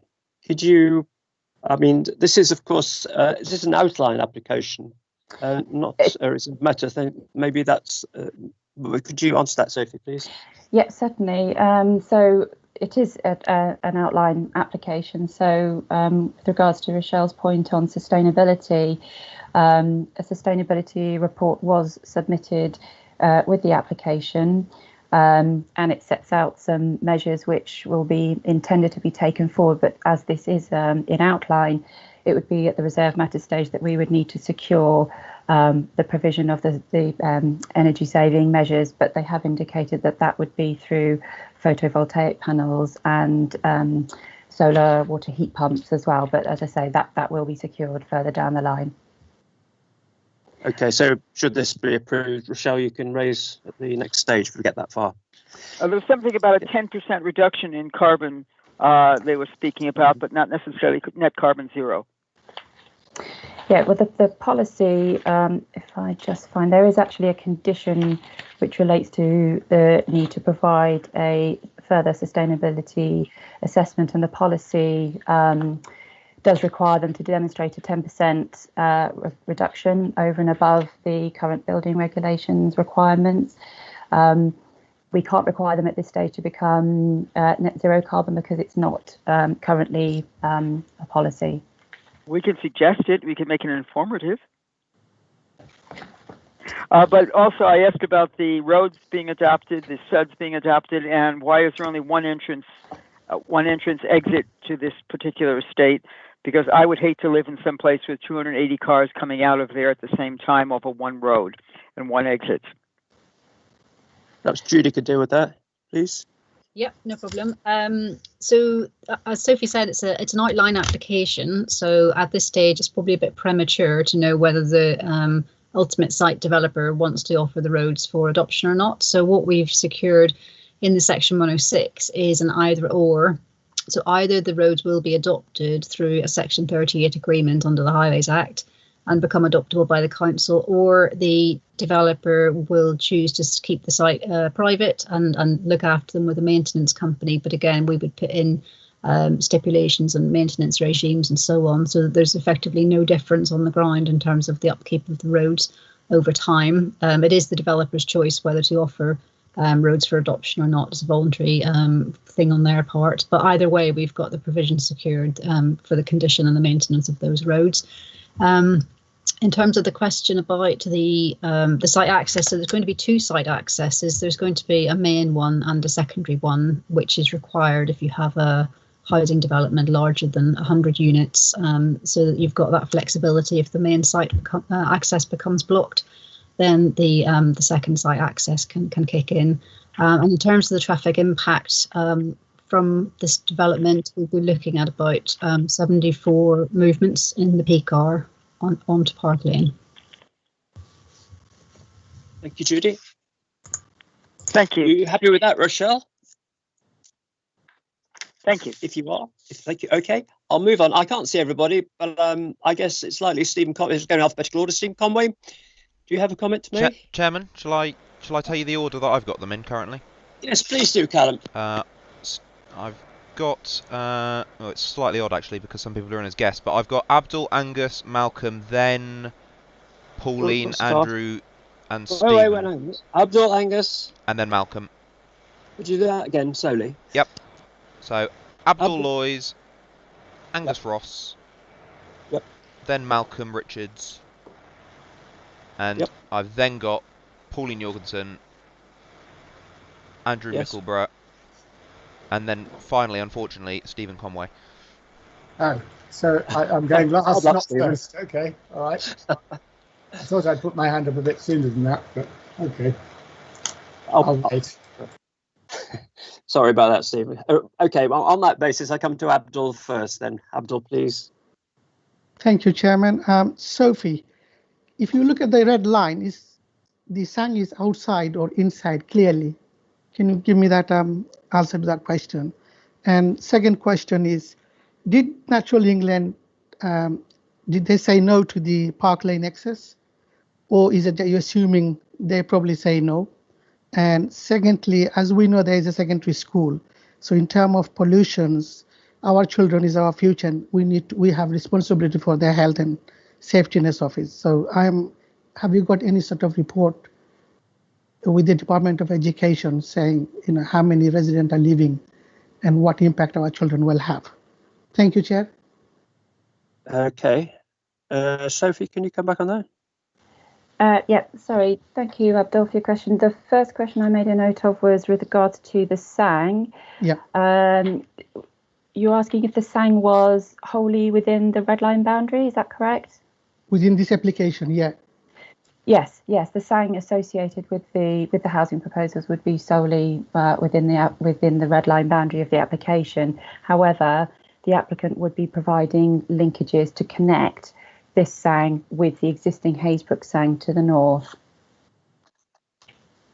Okay. Well, that comes to another question, if you don't mind. So, can you clearly give us, is this within STL or not? I know I heard a lot of things about yes and no. So we need to let our resident know whether it's within STL or not. A clear answer, please. The site is not within the SDL. Right. Thank you. If we can go into my second or third question. Okay, so your other question related to the impact in terms of pollution, is that correct? Yes, also access to Park Lane, Natural England. What was their definite answer? Okay, so I'll deal with the access to Park Lane first. So a discussion has not as yet, as I believe it, been held with Natural England with regards to access along Park Lane.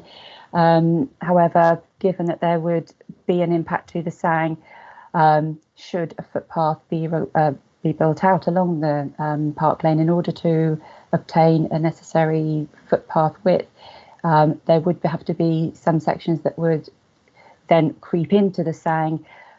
This would impact upon ecology and actually, obviously, the SANG itself. So our view is that, and this I think would be confirmed by other officers, that it's very likely that Natural England would not support that, particularly as there are alternative routes, one of which the council has taken on board to look at through their Greenway infrastructure project. In terms of a question regarding pollution, the application was supported by air quality report, which again has been looked at by the environmental health officers. They advise that the site is not located within or close to an air quality management area. They did not raise any concerns with regards to impact upon air quality. The adjacent Bowhunt School was notified of the application on both occasions.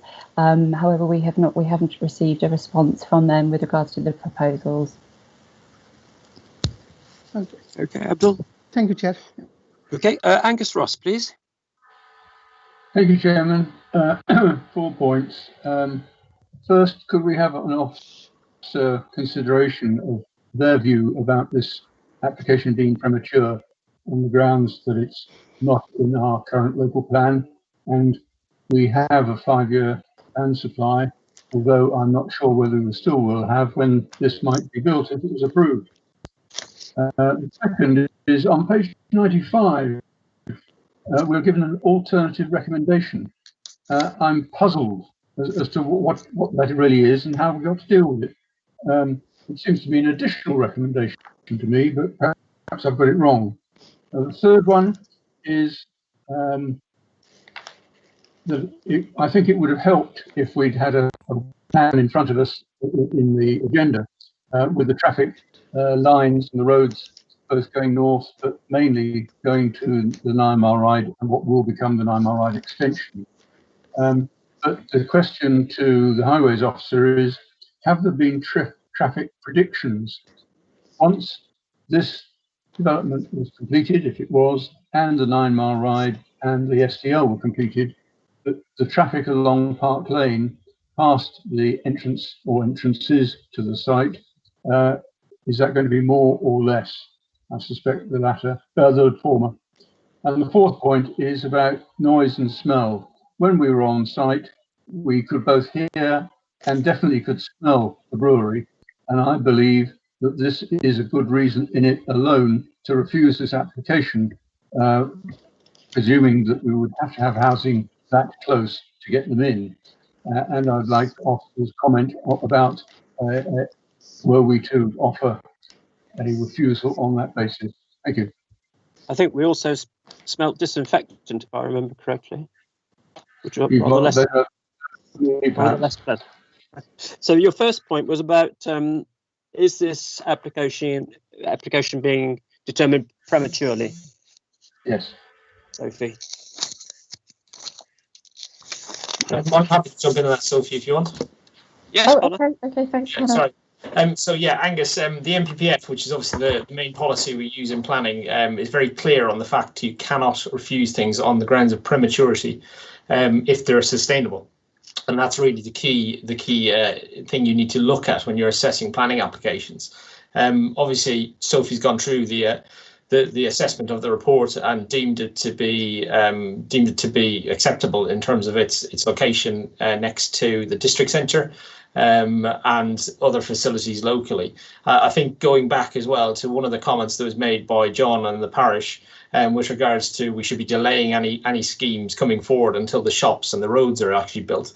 Well, again, we can't do that because you could say the same for the whole Arbor SDL, the Legal and General and the Crest Nicholson sites, that we should not build anything until the shops and the roads are in. But unfortunately, planning doesn't work like that. And actually, to sustain district centre, you need a lot of footfall population to make sure it's viable and continues. So I think in terms of those 2 points, yeah, we cannot refuse something on prematurity. And even if we have a 5-year housing land supply, if we have a sustainable site in front of us, it's very clear in that we should be approving it. If I could come back on that point, you made the connection with sustainability, yet the parish council made the very valid point that to get to the district centre for any decent shop, you've got to drive. And I don't know the exact distance, but it can't be that much different from the reason we refused Ravenswood in working without, on the basis of that was unsustainable, because you'd have to drive to get to any services. So I would question your use of the word sustainable. I think, Angus, again, you have to look at the wider SDL, and the district centre hasn't come along, but when it does come along and the 9 Mile Ride is in, if you choose to drive, which a lot of people do to shop, you would drive the Hogwood Spur 9 Mile Ride to get to the district centre. That's the way you would go. Currently there is very limited, as you know, shops and facilities locally, and that they are planned. Unfortunately, John is correct. It would have been nice to have this site come forward as part of the wider SDL, so we could actually plan it in as one SDL. But it didn't come forward, and I suppose we are where we are in that process. But yeah, I mean, in terms of if you look at the current SDLs, they don't have the infrastructure services in at this point to support them. So it is no different than looking at the Legal and General site to the south and the Crest site nearby in terms of how we would deem if it's sustainable. The long-term aspiration is that there will be shops. There is 2 schools going in there. So we do have a secondary school and primary school, which will be open next year. A second primary school to the south. New retail coming to the south on the Legal and General site. So there is a lot of planned development, but yeah, if you consider it in the context of all the other SDLs we look at, the shops and all those things don't come generally until later on. So that's why we would consider it sustainable, because it is actually located directly behind the district centre, and it's actually probably better placed than some of the more outlying development areas in the SDL. So you're saying it's not sustainable really at the moment, but if we wait a couple of years or whatever, then from then on it is, and that's what we should be looking at. I think yeah, Chris. I mean, clearly, its location in the planned development, it is sustainable. The facilities aren't there at the moment, but as I said, the same can be said for every SDL in the borough that it doesn't have the facilities in up front. They come later on, and that's what we have to consider as planning officers. Okay. Angus's second point was about the alternative recommendation in the event of an Section 106 failure. Could that be explained, please? Yep, certainly. So yes, there is a second recommendation. Sorry, I've lost the page now. I've lost the page as well. Which page was it? 95. Thank you. So yeah, so obviously the recommendation as it stands is for approval subject to conditions and upon the completion of a Section 106 agreement. So the alternative recommendation is that in the event that a Section 106 is not agreed within 6 months of the date of the committee resolution, unless a longer period is agreed, then we are authorised to refuse the planning permission because the application, because we wouldn't have secured all the associated Section 106 heads of terms, which are set out in order to mitigate against, to secure benefits and also to mitigate against potential impacts in terms of bus contributions and all the contributions that are associated with the Section 106. So without securing that Section 106, we would need to look to refuse the application. Is that not an additional recommendation, not an alternative? I consider it to be an alternative recommendation in the event that the Section 106 is not concluded within 6 months. But we've been asked to agree that. Yeah, we've been asked to put on recommendation. Sophie, you are recommending C, are you not? Sorry, I see what you mean. No, so we are obviously recommending approval subject to the conditions and the legal agreement. Yeah. The second recommendation is in the event that the Section 106 agreement is not concluded within 6 months. Right. So you would like us to approve C? We would like you to go with the recommendation A. And C. Sorry, yes, and C. Beg your pardon. And I've got my B is. B is. Those are conditions. Conditions. A, B, and C. All three. Okay. Is that all right, Angus? If it is, yes. Then just Judy, Angus raised the point about, I think, when all the infrastructure is in place, have we considered what the traffic's like to be on Park Lane in particular? Is it going to be acceptable? Yes, so we have quite a lot of traffic survey for this area actually. There was traffic surveys carried out for the Arborfield SDL applications initially back in 2014, and then there was traffic surveys carried out for this application when it was first submitted in 2016, and they were updated then last year in June 2019. And what we've seen is really a steady, a regular decrease in traffic on Park Lane. Of about 100 movements in the peak hour from 2014 to 2019. And looking ahead in terms of the strategic model for the borough, once all the development is in for the SDL and the 9 Mile Ride extension is open, the traffic on Park Lane is predicted to reduce by about half. So it'll be a much quieter road with a lot of that traffic diverting onto 9 Mile Ride extension. Because it's being stopped up, is it not? I think yeah, partly because the north part of Park Lane is going to be stopped up, so you're not going to have that kind of cut through, but also just the 9 Mile Ride extension is going to be a 7.3 metre wide carriageway with cycleways both sides. It's a much more attractive route, really, a much kind of more attractive route basically than Park Lane. Okay, and Angus's last point was about the smell of the brewery, and there was a smell of disinfectant, which I thought was TCP, but has this been taken into account by environmental health insofar as it affects planning policy?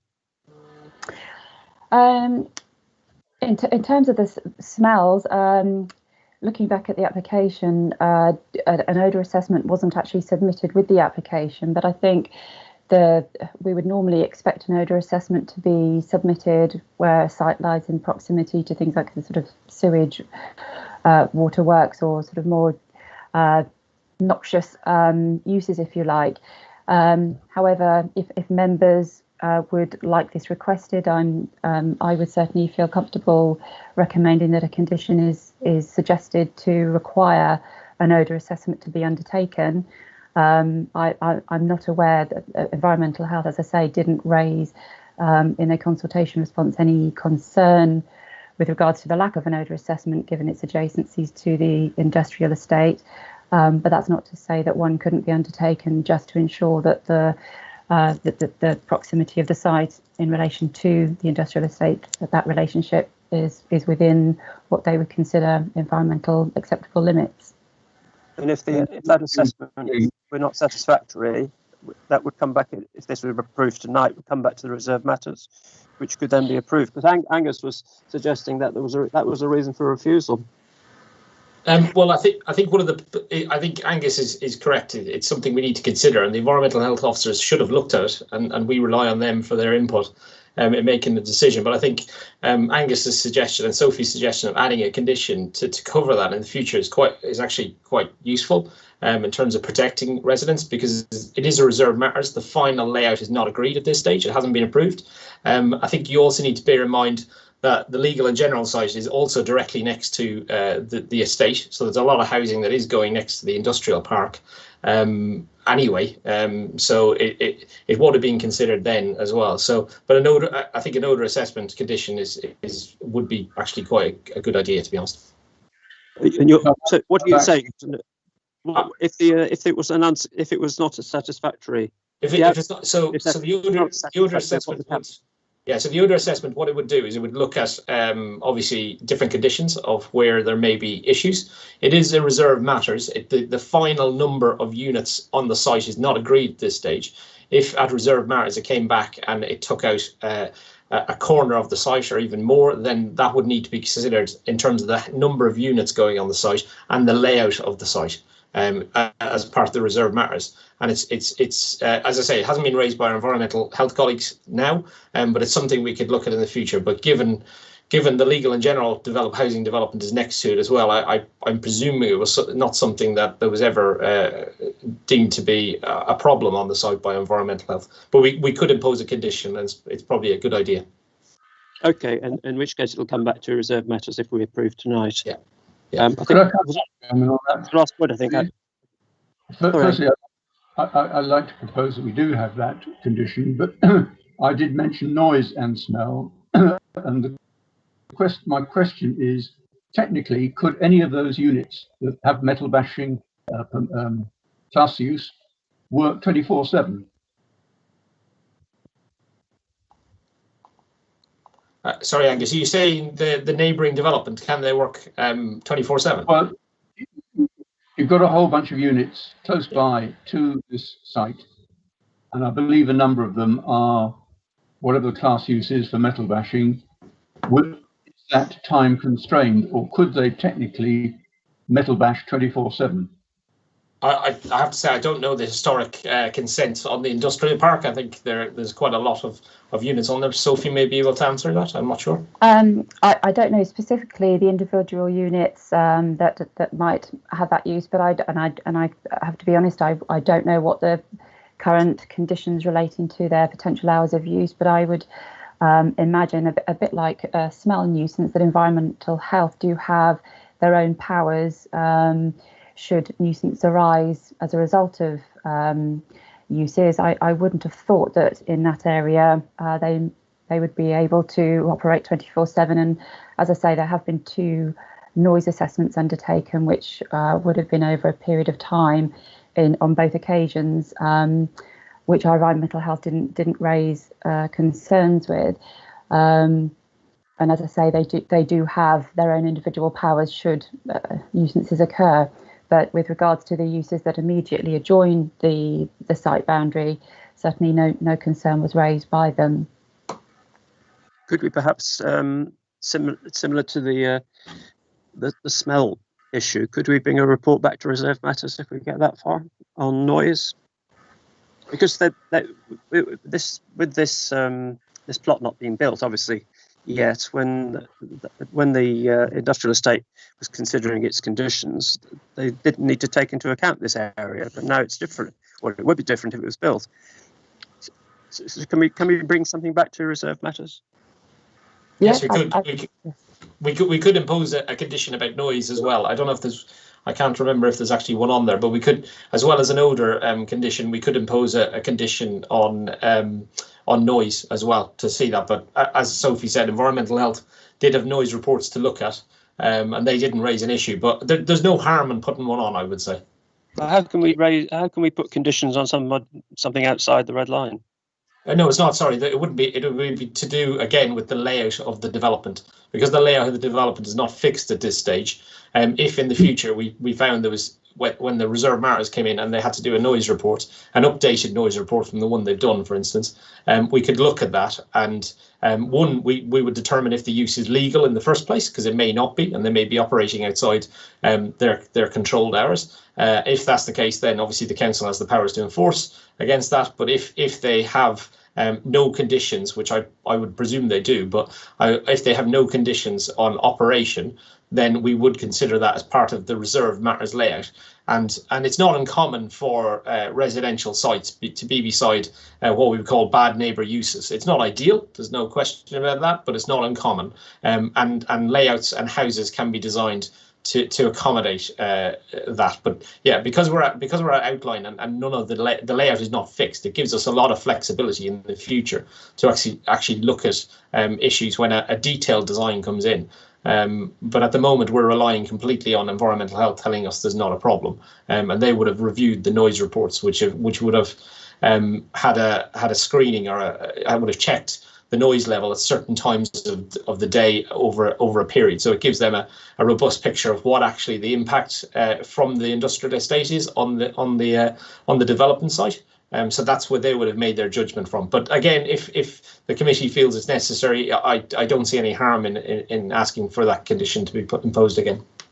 My last word on this, Chairman, and that is, it's not necessarily what they might have heard on a few nights over the last few months. It's the nascent ability tomorrow, next year, for one of those companies to operate 24/7. And I think that's the information we need.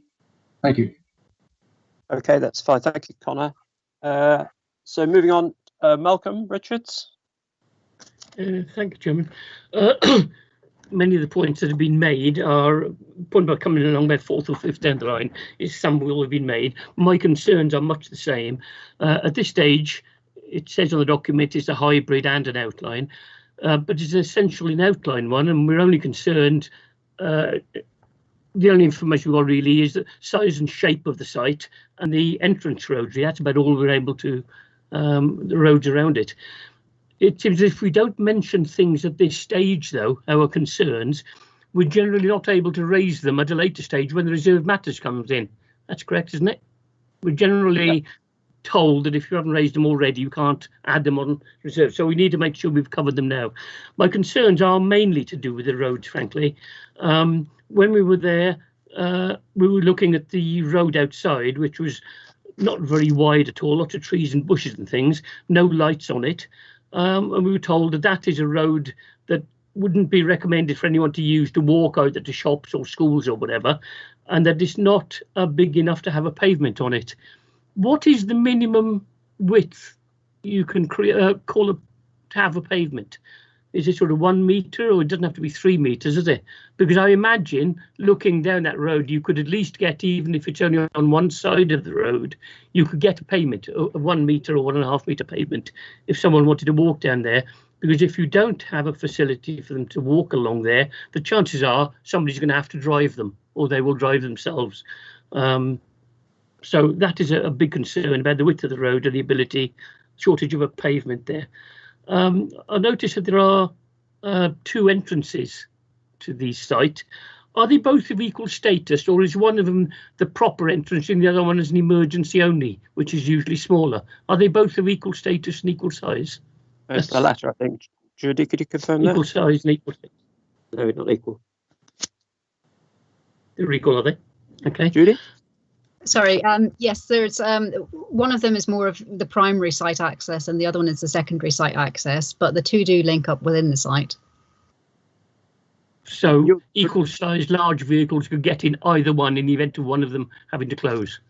You wouldn't have a difficulty, because I remember on another application some time ago, it had two entrances, but one of them was substantially narrower, which meant that in the event of a problem, you couldn't get bin lorries or removal lorries or anything going into the second site. But you're saying they're both the same on this one?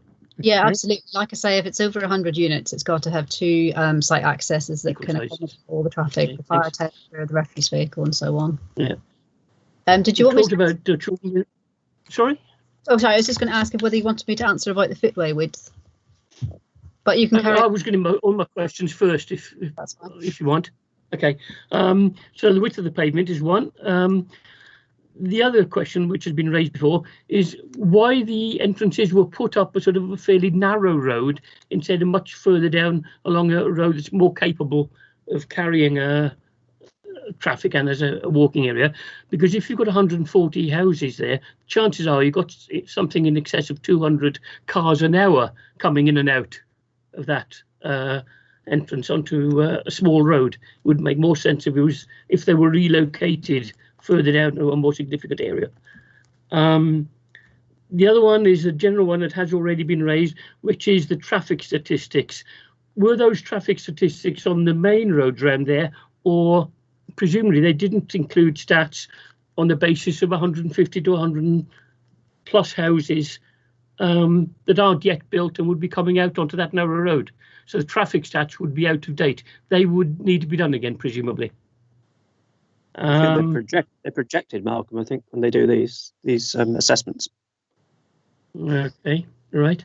What was the last one? Yes, I'm not quite sure about the school. Did you say that the primary school will be in the site or just outside it? And if it's not in the site, would we have the same problems with children having to get to that school either walking or having to be taken by car? Because it doesn't look like it. If you can't walk on it, it's not going to be much better for cycling either. That's that one. And the last point was about the proximity to the site, the industrial estate next door.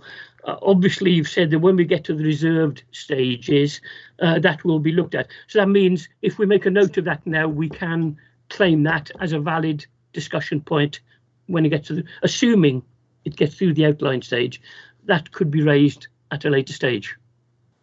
That's it, I think, for the moment. Yeah, I think that last point is you're right. Yes.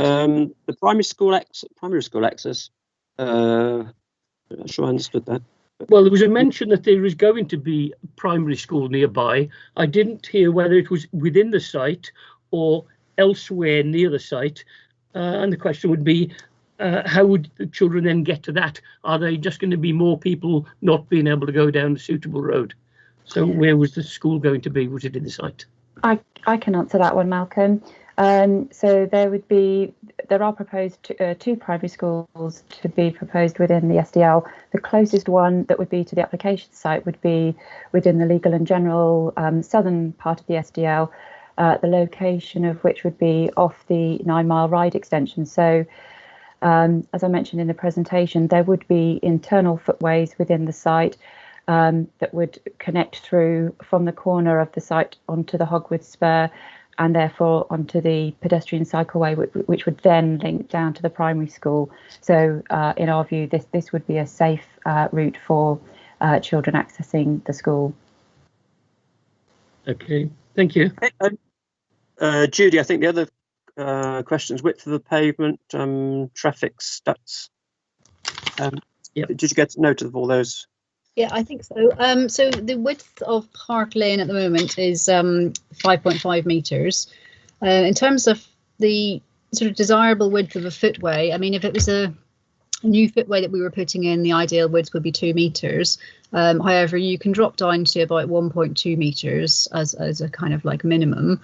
The feasibility study that Sophie mentioned earlier that the applicants had done to look at putting in a footway along Park Lane, they were able to potentially put a footway in at a sort of adequate width in parts of it, but unfortunately it's looking at the sort of that route as a whole.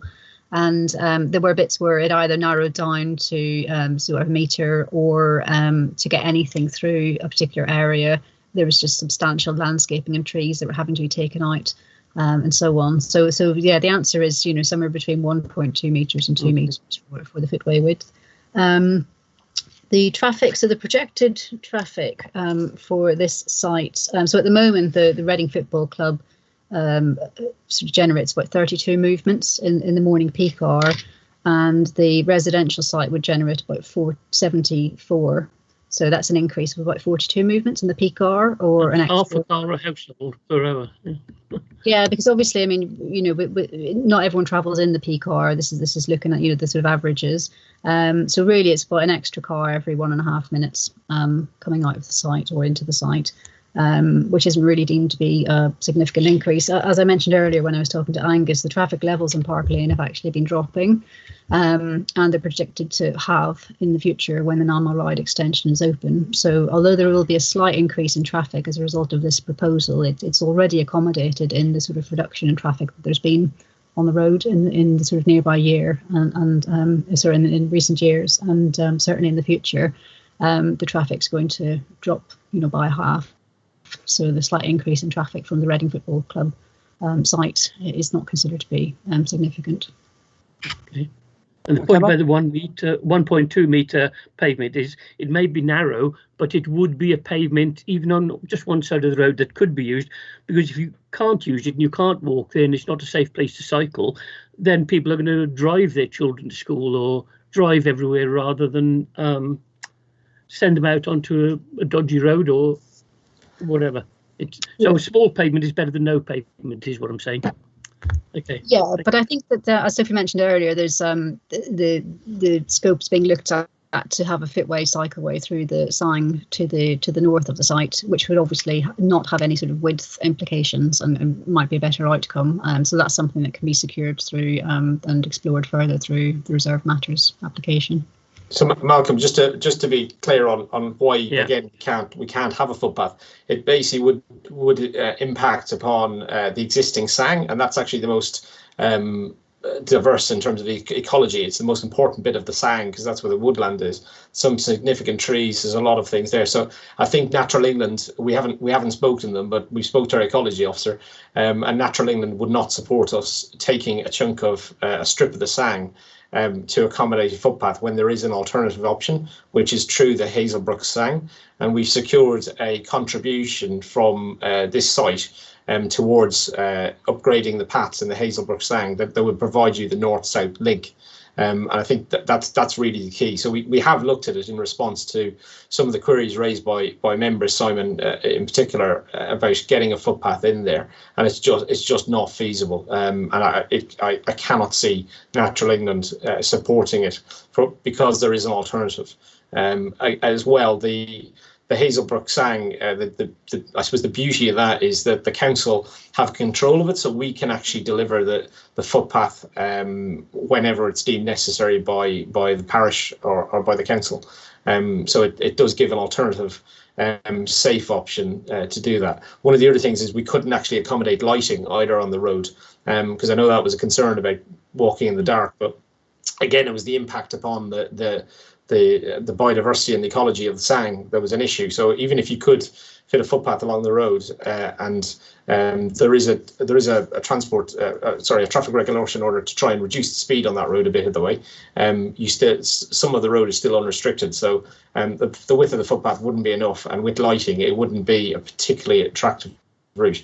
Now, unfortunately, most parents still drive their kids to school, and there's no getting around that. But the closest school would be the legal and general one, which means they would come out of the site, in essence, turn right or south, down onto the Hogwood Spur, which is I think it's 80 or 90 metres. I can't remember the exact distance from the site entrance. As Judy said, the road is wide enough at that point.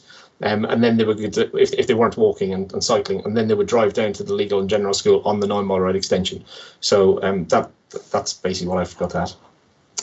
Okay, it was just I was doing if it's Sang versus safety, Sang wins, it seems. But okay, thank you for that. Thank you. Before I forget, Angus did propose a condition which we should have an odour assessment brought back. Shall I take a vote on that at this stage? Callum, could you advise? Chairman, I would suggest that you wait to add any conditions and informatives once you've heard all members speak. Okay, thank you. So moving on to Pauline Jorgensen. Thank you very much. I've got a few questions for you. Firstly, I'm naturally disinclined to this because of its development on land that isn't allocated as development land. Just get that out of the way. I completely agree with Angus on the environmental conditions, and I think he also suggested a noise condition, which I think would be sensible. We've seen houses elsewhere where we've got significant problems with noise and odour after they've been built, particularly an estate in Woodley that I'm pretty familiar with. So I think that would be a very good idea. The questions are the comment on page 43 that the development appears dense. The officers have responded saying that it's 27 dwellings per hectare, and there's also a significant area of open space.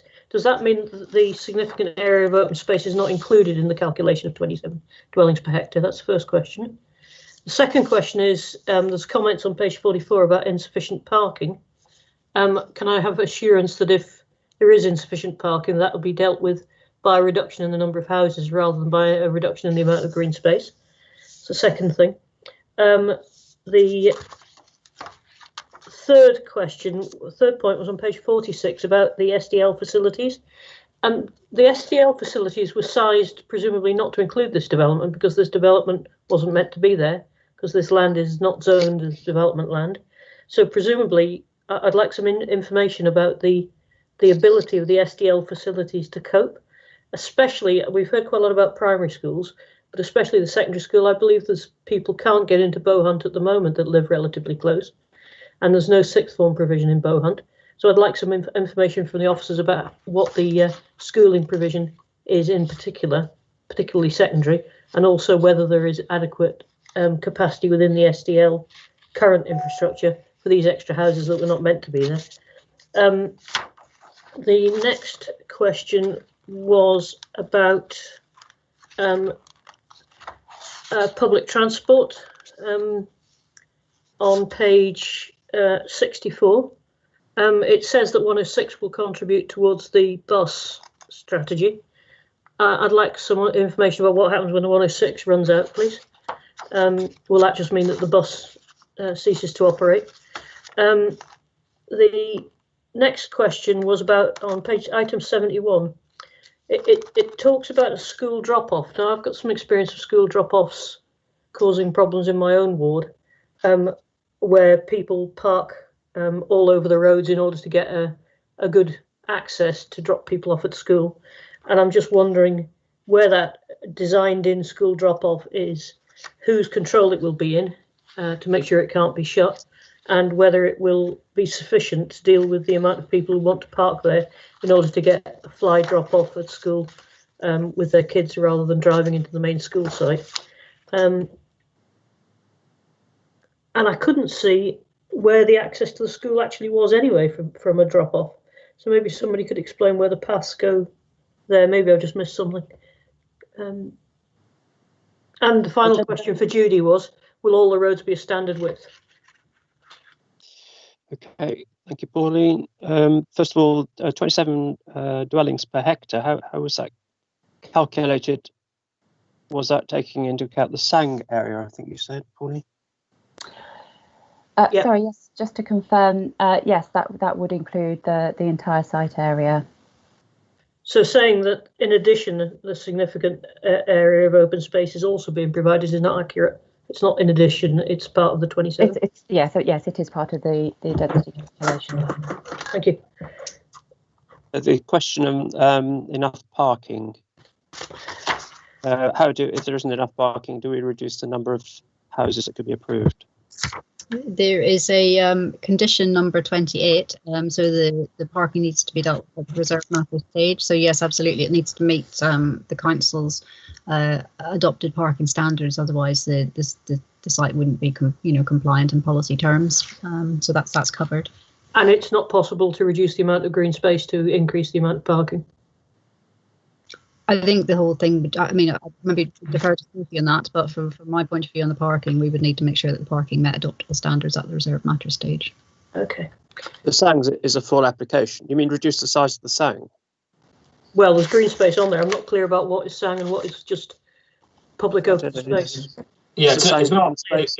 It wouldn't be possible to reduce the size of the sang because that's based on a number of units per and occupations on the site.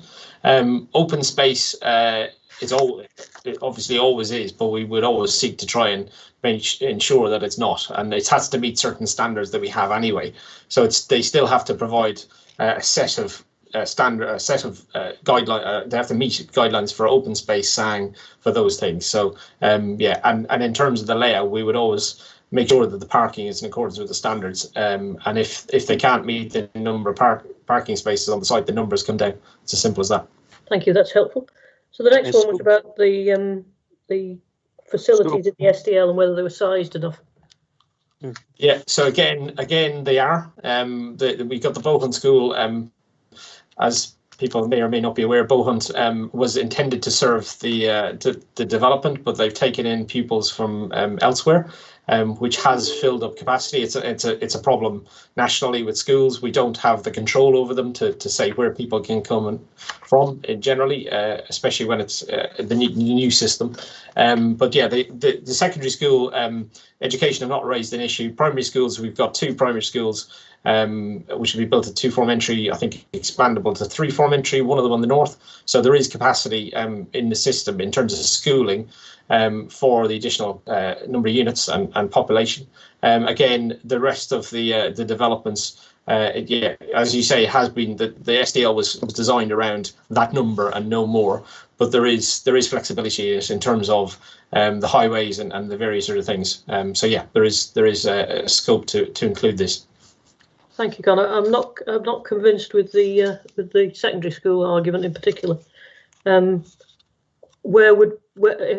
surprised that the school officers haven't raised anything about this. Where would they be expected to go? Bearing in mind Bohunt wasn't sized for this development anyway, and isn't adequate for what's actually there at the moment. Where will the kids end up going in terms of secondary school? I think at 6th form.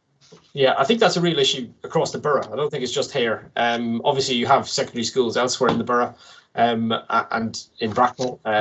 So it would be, I mean, all I could say is the education team didn't raise any objections against this. There is a problem that people have to drive, and unfortunately with a lot of sites, until you actually go through a full cycle of people living there, you don't actually get the people who live on the site to attend the school. So it does cause problems elsewhere. But in terms of where they would go, I'm not aware of where they could go. But obviously there is a secondary school in Woking that they could attend, or potentially they could go to Bracknell if not Bohunt. Okay. But it's not actually a planning matter, is it, Connor? It's not something, thankfully, we consider. We consider it if there's capacity in the system, and we're being told there is. But in terms of where people go, it's not a planning issue. So we have an assurance from the school's officers there is capacity. It's just not in the right place. Yeah. Okay. And then the next question was about the what happens when the 106 runs out in terms of the bus subsidy. So the bus contributions are being sought to top up the Arborfield SDL bus strategy. That's obviously, already secured a lot of money in a phased way over time. What generally happens with Section 106 funding for buses is there's more money needed in the beginning before all the houses are built out, and then over time there's more natural revenue coming in as the houses are built up and occupied and more people are using the services. So there will be a kind of time for the first few years where it's the Section 106 funding that's really keeping the bus service going, but then the relationship changes over time with the critical mass of the houses. So ultimately the bus route is self-sustaining in the future. Thanks, Judy. And the final one was about the informal school drop-off being designed in and where it is, who controls it, and how you actually get access to the school from this site from that drop off. I couldn't find it on the plans. That was all. I think Sophie could bring up a plan. Is probably the best thing to do. I mean, currently kids are dropped off in the industrial estate, which isn't ideal. So the idea behind this was when it came forward, we could accommodate people who are intending to drop off at that area. Now, we envisage that when this comes forward, the 9 mile ride in Hogwartsboro will be in anyway. So if people want to drop off, yes, they can still drop off in the site, which Sophie will point out in a minute. But it's probably no quicker for them to do that than they actually drive round the 9 mile ride extension to the school itself. But Sophie can point it out. Thank you. Can you see my screen? Can I just confirm? Sophie, yeah. Okay, thank you. So obviously, as we know, this is an outline application. So this area here, it would need to be detailed at the reserve matter stage, but it was envisaged that this corner would be where people could potentially use as a drop-off, and there would be links to the byway to the south, as also said that would be detailed within the reserve matters application. So currently the access onto the byway is along Hogwood Lane here, so children are walking along this route. So as an alternative, we'd envisage there being a linkage through at this point where this alternative route could be taken if they were on foot or cycle, but if they are being dropped off, it's been designed in that they could potentially be dropped off in this corner along this boundary, and there would need to be obviously designated sort of drop-off areas to facilitate that. In terms of managing that, we would be expecting a parking management strategy to be submitted in conjunction with the reserve matters details. I have to confess I'm not too sure how the sort of functions of that would work. I don't know if Judy might be able to jump in on that point. Can do, yep. So it's quite normal to have a parking management strategy condition on sites such as this, just to kind of pick up, because obviously the parking is generally approved, meeting policy, meeting adoptable parking standards. There's a mix of parking in terms of allocated, unallocated, garages, electric vehicle charging, and so on. Also, sometimes you've got parking for sign or public open spaces. In this case, you've got parking for school drop-off. So it will be basically a strategy for them to come forward with details of how it's all going to be managed, whether any parking restrictions might need to be brought in at any point in time, and really just putting that in the developer's hands to monitor and to look after and to fund any necessary parking restrictions and TROs and things like that. So those drop-offs wouldn't form part of the designated parking for the estate. They'd be additional. That's correct. My understanding from the transport assessment is they were talking about 10 spaces. Okay, that's good in that case, because quite often all you get is conflict with drop-off parking in estates. Exactly. I think in this case you've obviously got a loop, so I think the idea is parents would park off, so it would drop off then carry on in the same direction. I think we are encroaching onto reserve matters here, aren't we? Yeah, I just wanted to be clear about what was being suggested, because it's talked about quite a lot in the outline. Yeah, Pauline, I think it was one of the things that we did push for, because we understood there is a problem. So we did push for that as part of the negotiations on this scheme to get drop-off parking on the site if people use it. I think in the future it probably wouldn't be that well used because, as I say, people would use the 9 mile ride, but it is available if it's needed. Yeah, okay, thank you. Thanks, that was it. Okay, moving on to Andrew. Yes, thank you, Chair, and thank you, Sophie, and everybody who's answered questions so far. A lot of my queries have already been answered, but I still have three issues that I'd like to raise, if I may. And I'd like to begin by seeking some clarification of points 12 and 11 on page 112. Now, point 12 says, in this case, the proposals are not considered so substantial in themselves, nor would they contribute to a cumulative effect that undermines the plan-making process.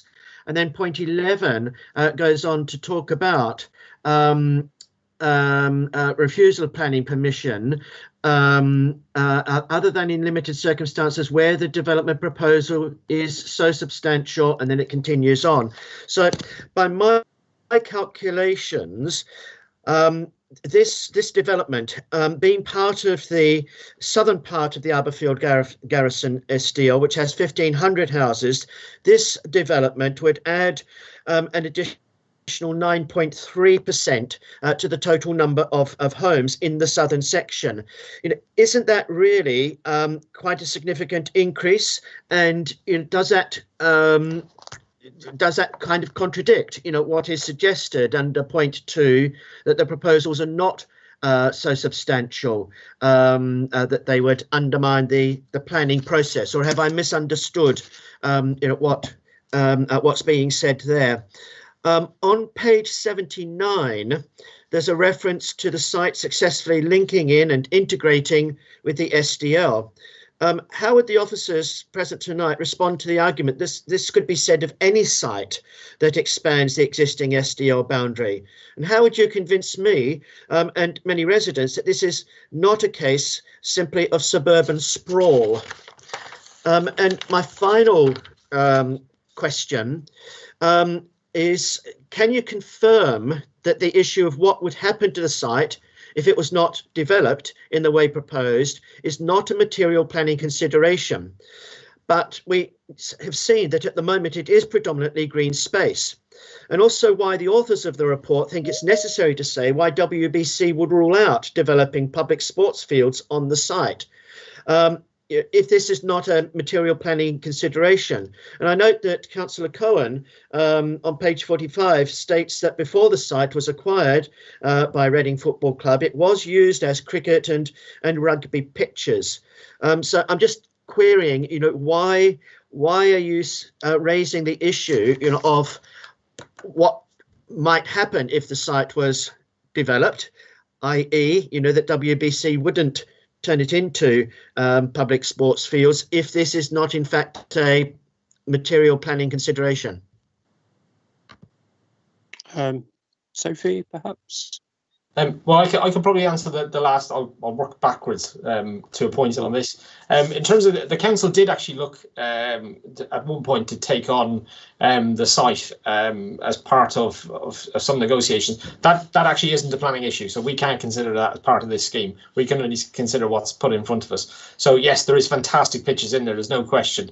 I think they're about £1 million each. They're ridiculously expensive. But so all we can assess is what's put in front of us, and what has been put to us is a scheme for residential development. In terms of how it, I suppose, SDL creep or how it expands into the countryside, yeah, you can argue that it is. However, if you look at sites, I mean, in essence, the boundary to this site is to most of the area. It's actually surrounded by the SDL.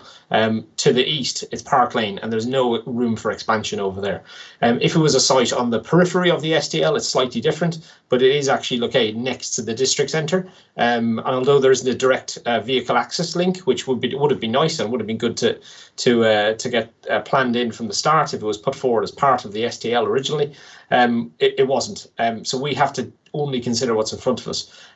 You can walk and you can cycle easily to the district centre. You can even drive easily to the district centre if you so desire, when it comes forward.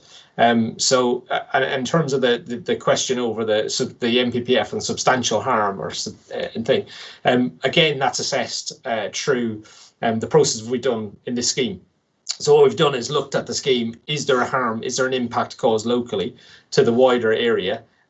We've deemed it in our assessment that actually the existing facilities, the existing roads, can actually accommodate this development. So, and given its location next to the local centre, the district centre, we consider it to be sustainable and not causing any harm in that respect. So that's why you have the decision or the assessment in front of you tonight for you to make a decision. That the officer view is it meets those tests and it's acceptable.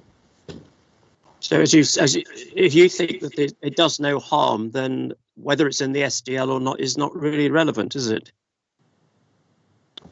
Yeah, I mean, there is a question of location. I think is probably the sustainability issue is probably one of the main questions you need to make, and the MPPF is very clear on the fact that just because a site is not allocated and it cannot be refused, and it cannot be refused on prematurity and it cannot be refused unless it's causing significant harm and it's not sustainable.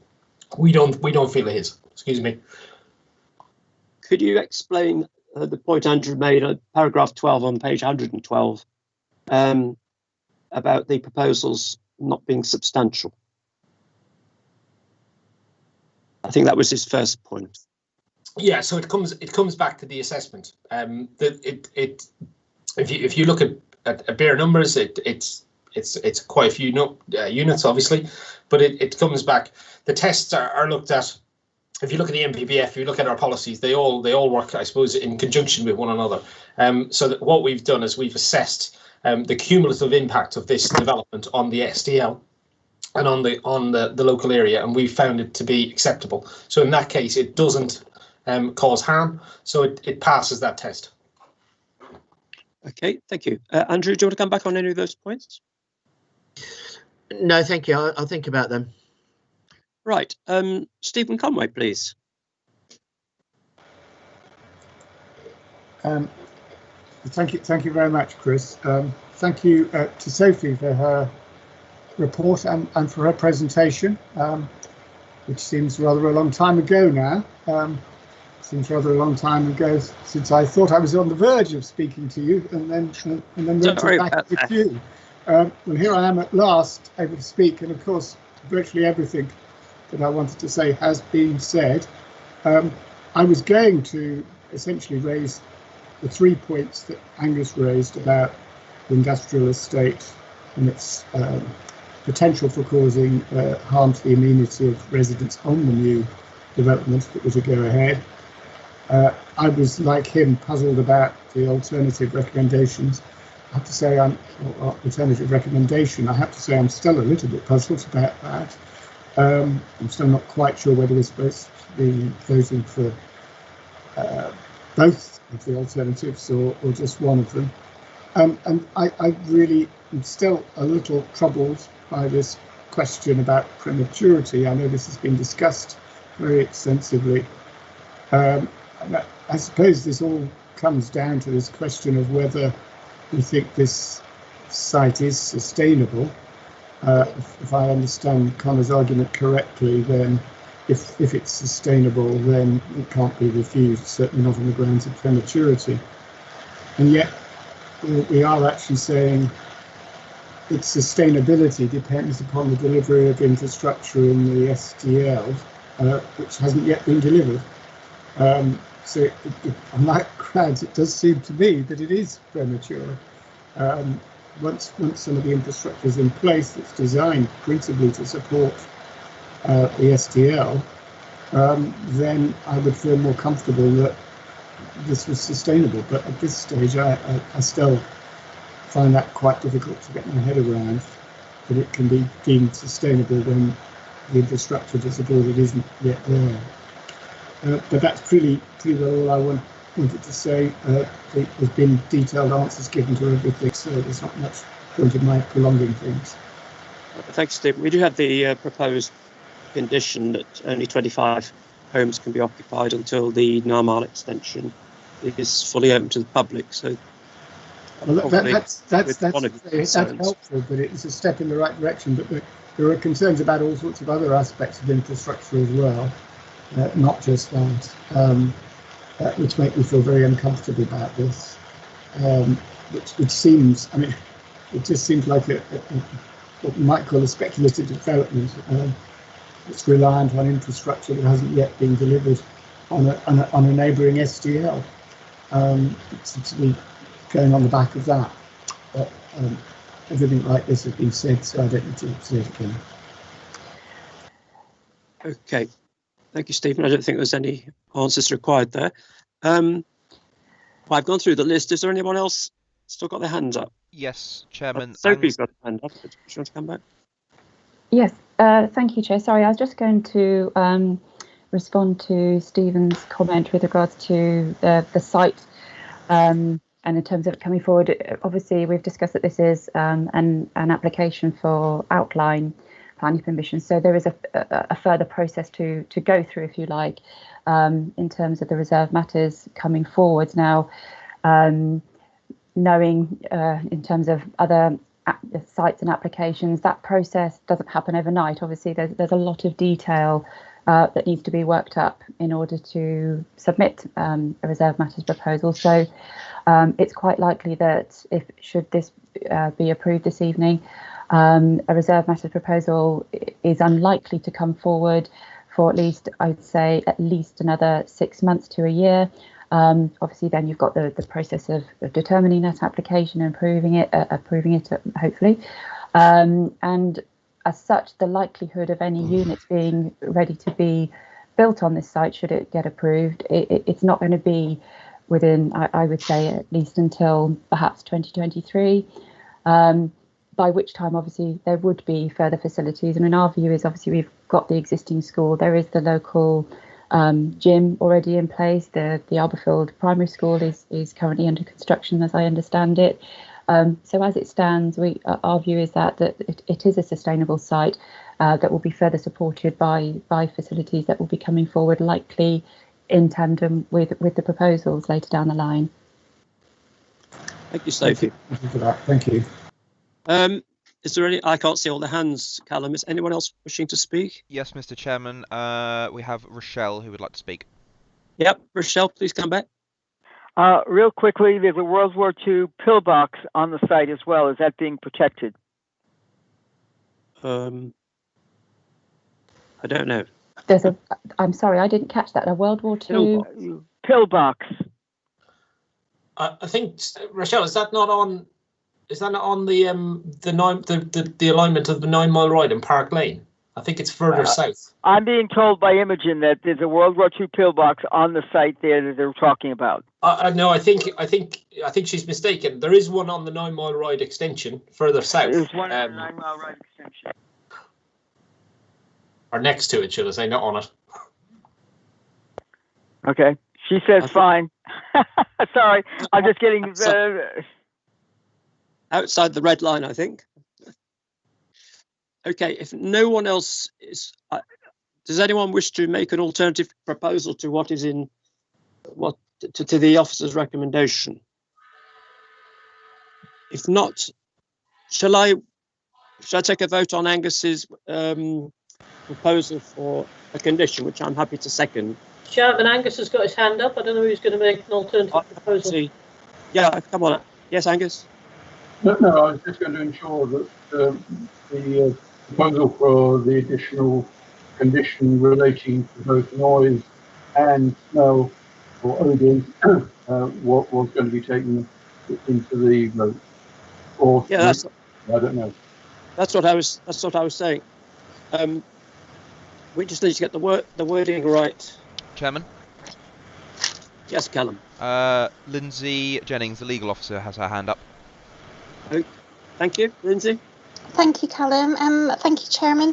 I just wanted to perhaps help, I hope, with the proposal that's going before. Now, Sophie, you may want to correct me on this, but my understanding, because I know there's some confusion, was that the proposal is to grant planning permission subject to completion of the 106, plus the conditions, which you may or may not want to proceed with the additional 2 conditions proposed by Angus, and which I believe Pauline Jorgensen thought were a good idea as well, which I don't know if that's to be taken as a secondment to those.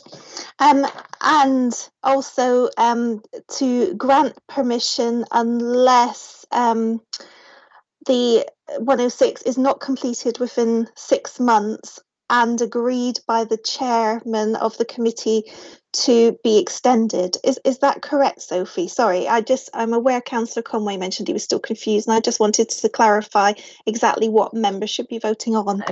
Thank you, Lindsay. Yep, I think that's a perfect summary. Thank you. Yeah, we're going to vote on A, B, and C, is my understanding. Yes, I think that's right, with the additional conditions. Yeah. Shall I take a vote on the condition? Callum? Yes, I would suggest. I don't know what if is the Connor. wording? Yeah, I don't know if Connor or Sophie could provide some helpful wording for these conditions.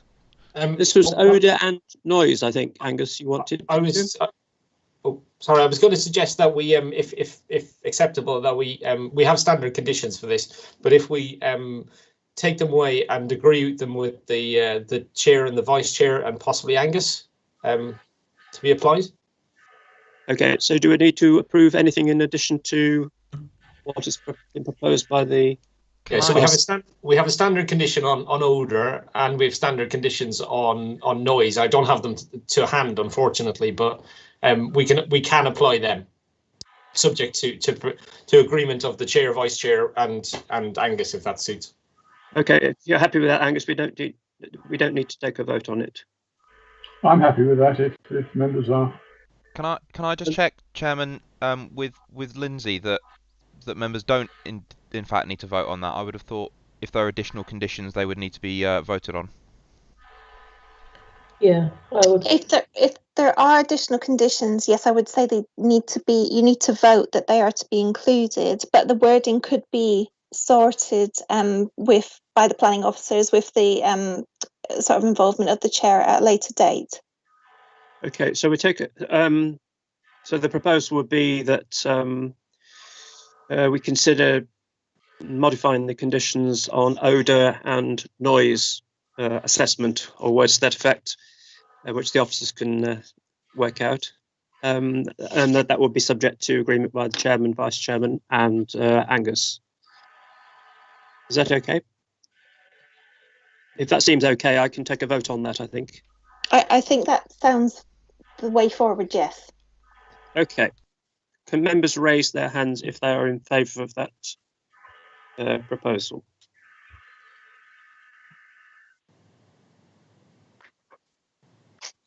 And what's the score? What are the scores on the doors there? So currently we have Angus, Rochelle, Malcolm, Abdul, yourself, and then scrolling down, Pauline, Andrew, and Stephen. I believe that is unanimous for the members taking part in this. Thank you. Okay, that is approved. If you could lower your hands, please. So we come up to the recommendation, and it's on pages going backwards, 95. ABC from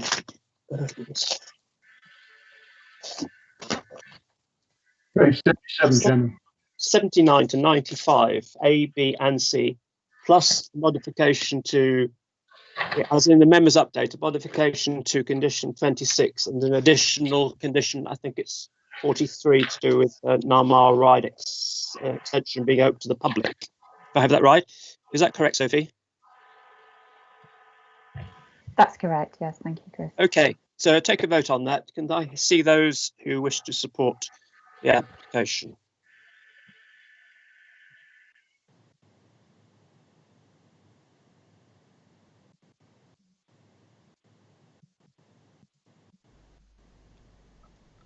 Are we there, Callum? I can see so far 3 hands up. That's Rochelle, yourself, Chris, and Angus. Are there any other members that haven't put their hands up that wish to?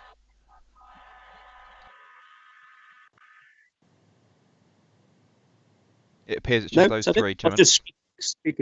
Just those 3. Okay. If you lower your hands, I'm going to see those who wish to vote against.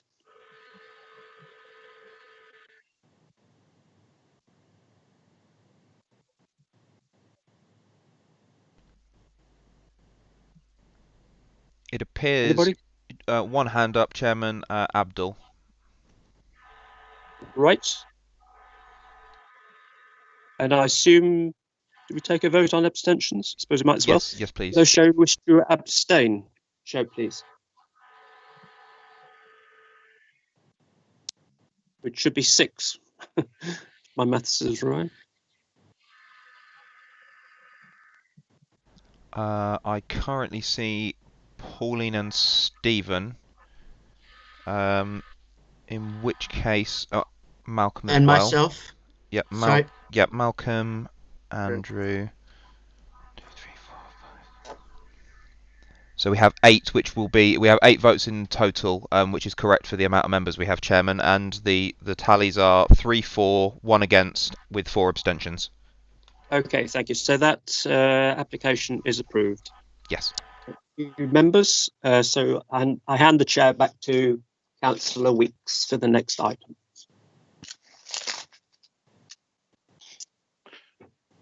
Right. Thank you, Chris, for handling that quite protracted application. We now move on to the solar farm proposed on Swallowfield Road, Arborfield. This is planning application 200-711. And we have Mark Croucher here to present this. And just to confirm that the site visit was attended by myself, Chris Bowring, Abdul Loys, Angus Ross, Malcolm Richards, Pauline Jorgensen, and Andrew Mickleborough. So straight across to you, Mark. Thank you, Chairman. Just to check that you can hear me okay? Yes, fine. Excellent. I'll just share my screen with the presentation, if you just bear with me.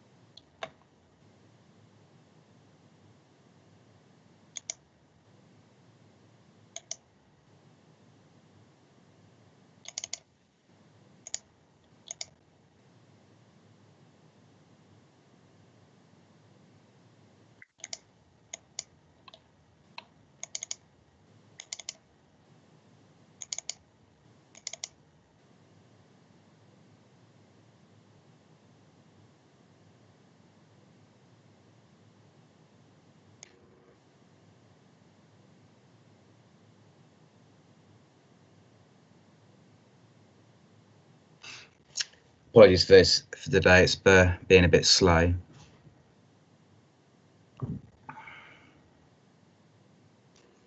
Is the presentation loading?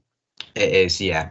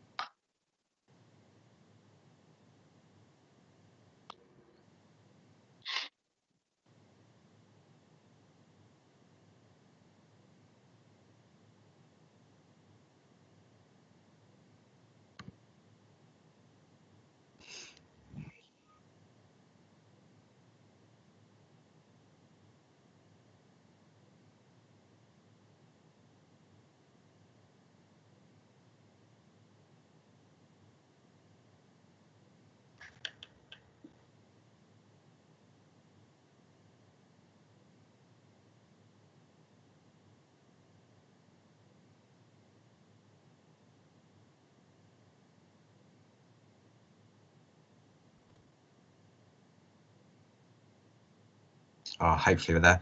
Can the members see that okay? It's not appeared yet.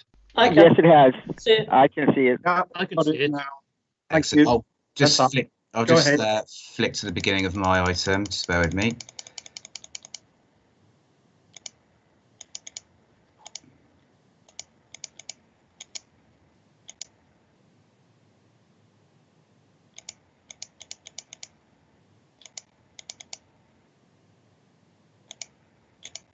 There you go. Yep, sorry for the delay, Chairman. I'll just quickly run through some slides. So the proposal is for the installation of a solar farm across 4 agricultural fields comprising of 19.66 hectares, includes the erection of approximately... Sorry, just a minute. Are we supposed to be able to see your screen? Because we're currently looking at Gorse Ride. Yeah, you should be able to see... I can see it. I think yours is just lagging a bit, Sam. Okay. Mine says Swallowfield Road, Arborfield. Yeah. Okay. I've got Gorse Ride. Just bear with us a minute. I'll put it onto the plan, just to say there should be an OS plan on the screen. Yeah, I can see it, Mark. I've got a map now. Yeah, with a red. I can see it. Okay, go ahead. Yes, so it includes the erection of approximately 40,000 PV panels on mounted frames, which will be used to export up to 14 megawatts of renewable energy into the regional electricity grid. This equates to approximately 3,736 households with renewable energy annually. Just on site here is the red line plan, so you can see it in the general context of the area, with Arborfield Garrison to the east and Spencer's Wood and Swallowfield to the west. It's probably a good point actually to mention that there has been other sites for solar farms in the borough. And if you might just be able to see below Spencer's Wood, there's a site called Sheepbridge Court Farm, just where the cursor is. And I think in 2014 there was a 14-hectare solar farm approved there in the countryside, which has been built out now. The only other one in the borough, there's one in a reservoir, which is one of the first in the country to be built in such a location between Wargrave and Twyford. And members may have seen one close to Reading Services to the south of the M4, which is just slightly outside of the borough. But once again, there's a solar farm in relatively close proximity to this one. Moving along, so this is a bit more of a zoomed-in site plan. The site is generally split into two, as it's subdivided by Castle Hill Road that goes through the middle. To the north, you've got Swallowfield Road. I'll show you parts of this plan in more detail in a moment, but just things to note. As you can perhaps see, the actual solar panels are located on the middle field, approximately 140 metres to the south of Swallowfield Road. So it's actually set off the boundary with Swallowfield Road by quite a bit, and you can see that carries on to the east as well. The orange checkered line that goes through the middle, that's a high pressure gas pipeline, and so the solar panels have been purposely kept not to go over that. And once again, Castle Hill goes through the middle. I'll just show the parcels in a bit more detail. So this is the western parcel, which is to the west of Castle Hill Road. They're quite small, but you can see two inverter structures there. I've quickly shown a plan to the right. I'll show them in a bit more detail in a moment. There'll be a control building and also some hard surfacing around that. And the black squares are obviously the solar panels. You can just see some grey lines, which we saw on site are the power lines going across. This is the 33 kilovolt power lines, which the renewable energy will feed into, and that was one of the key sort of criteria for picking this site, because there won't need to be any sort of extension to the power lines. There won't need to be any burying of cables or additional pylons. So that was quite a key characteristic for this site. Moving on to the eastern part, which is the other side of Castle Hill Road. So members, when we went on site, we stood approximately here just by the access and had a look. And just to show where the inverter structures are going, there's these red lines here. I'm not sure of the resolution of your screens, but they'll probably be quite small. But so there'll be two inverter structures here, two where the cursor is, two there. There'll be one inverter structure there and two there. Yeah, just other things to point out. There is a byway to the south, which then turns into a bridleway the further west you get, and there's a footpath to the east, and I'll come on to that in a moment. This is actually a plan which was in the drainage information, but I thought it was helpful because it shows the red line in the context with an aerial photograph, so you can see the context of the site a bit more clearly. Once again, you can see the red line is actually set quite far off Swallowfield Road there. And once again, there's a footpath to the east there. And again, the red line sort of subdivides that field there, so it won't go all the way up to that woodland there. And in the landscape proposals, there will be hedging, additional hedging and planting across those to create sort of additional field boundaries. Actually, a good point to show you on this plan as well is that Bartlett's Farmhouse and White's Farmhouse, which are listed buildings, they are located just where that cursor is now. So they're located approximately there. Members will also be aware that I pointed them out on site when we were there. This is just to show the public rights of way in the area. So our site is here in the middle. The blue line to the south is a bridleway, and then that changes into a byway. Essentially, when you're walking it, you don't really notice the difference. It's just a footpath. Then there's a footpath to the east here, which is shown by the yellow line. So moving on to some photos. So to the left of this tree, this field isn't being developed. Our site is to the right of this tree. This is on Swallowfield Road, so it's to the left. You can just make out the pylons, and the solar panels will start just behind them from this photo, so they'll be set quite far off the boundary here. This is looking up Castle Hill Road, looking northwards. When we went out on site, the axis is just to the right there. I've got a clearer picture of that there. This is just to give you an idea of Castle Hill Road. The western parcels on this part is screened by quite dense hedging. It's a bit more gappy on this side, but it gets more denser as you go up. So this is a more of a zoomed photo on Castle Hill Road, just showing the site access and where the car is there. That's where members met, and we pointed out various things on the site. So this is looking at the western parcel. The western parcel is generally quite flat and featureless, and it is well screened by this existing boundary treatment, and more to the south and the west there's quite substantial woodland as well. So I've got two panos from the eastern parcel. So where the cone is roughly where members stood, and I showed them. And there's some topographical information submitted which shows the general rising land across the site which members would have experienced. The bridleway and byway, they're located generally behind the trees and vegetation on this boundary. There are glimpses of the site still through that, probably more so now in winter months, but it does have relatively good screening on that boundary. The footpath I mentioned to the east is probably very difficult to see on this screen, but there is a thin line where the cursor is, which delineates the hedge road of the edge of the site, and that's where the footpath to the east is, and that's generally where the sort of better views of the site are. So just the orientation, the footpath is where the cursor is now, just that line there, and this is just sweeping round, showing you the remaining of the eastern parcel. Bartlett's farmhouse and the other listed building is approximately where the cursor is now. And as I said, the panels will be located quite far off Swallowfield Road. The pylons that go across it are very faint there, but so the solar panels will start approximately where the cursor is there. This is a photo from the eastern footpath on a sunnier time of the year. Just to be perfectly clear, when I took this, the camera was above my head when I took it, so it was probably, I'd say probably about a height of about 2.3 meters. Generally at eye level, the hedge generally does screen this part of the site relatively well. There are gaps in the hedgerow though, which does give you better views, which they are planning to plant and make more robust. We may come onto that in more detail later. Moving on to some elevations of the panels.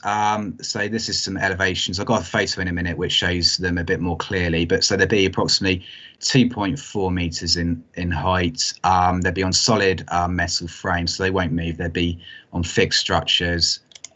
And this photograph clearly shows it in a bit more detail what they'll look like. There was some comments about drainage and whether the porosity of the site would be affected. The answer is largely it would remain the same. As you can see there, these metal supports, which will either be piled into the ground or supported with concrete supports, depending on the nature of the ground at that particular part of where it goes in. So generally water runoff will just land on the field, which will largely still maintain its porosity. This is just back to the site plan. I was going to show you this quickly, just to remind you of where the inverter structures are, which are these small red blobs here, and the control room, because I'll show the elevations in a bit more detail now. So these are the inverter structures. In terms of dimensions, they're approximately about 8.7 meters wide, 3.1 meters in height, and 2.6 meters in width.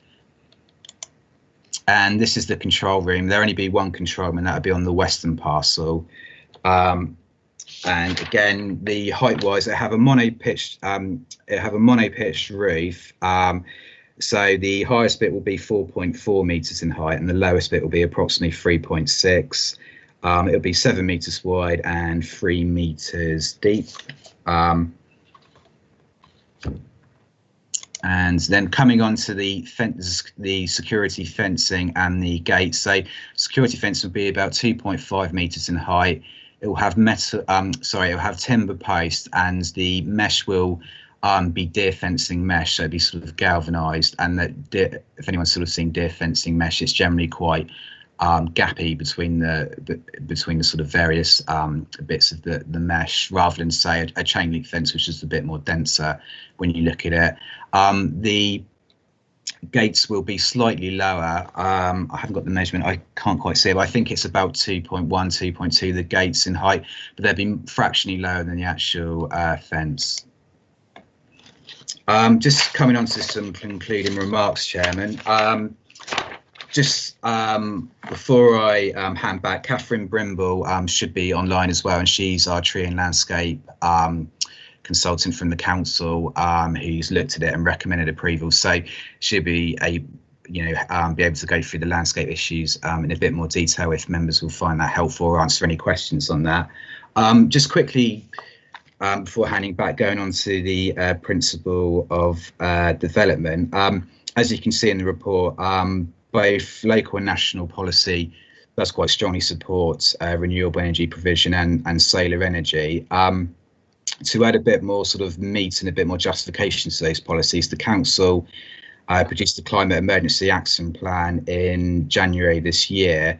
And what that said is one of the objectives in it was to provide 5 solar farms up until 2030. And that was with the objective, of course, of other provisions as well, to achieve carbon neutrality by that date. So so that set out the objective of providing 5 solar farms from that base date.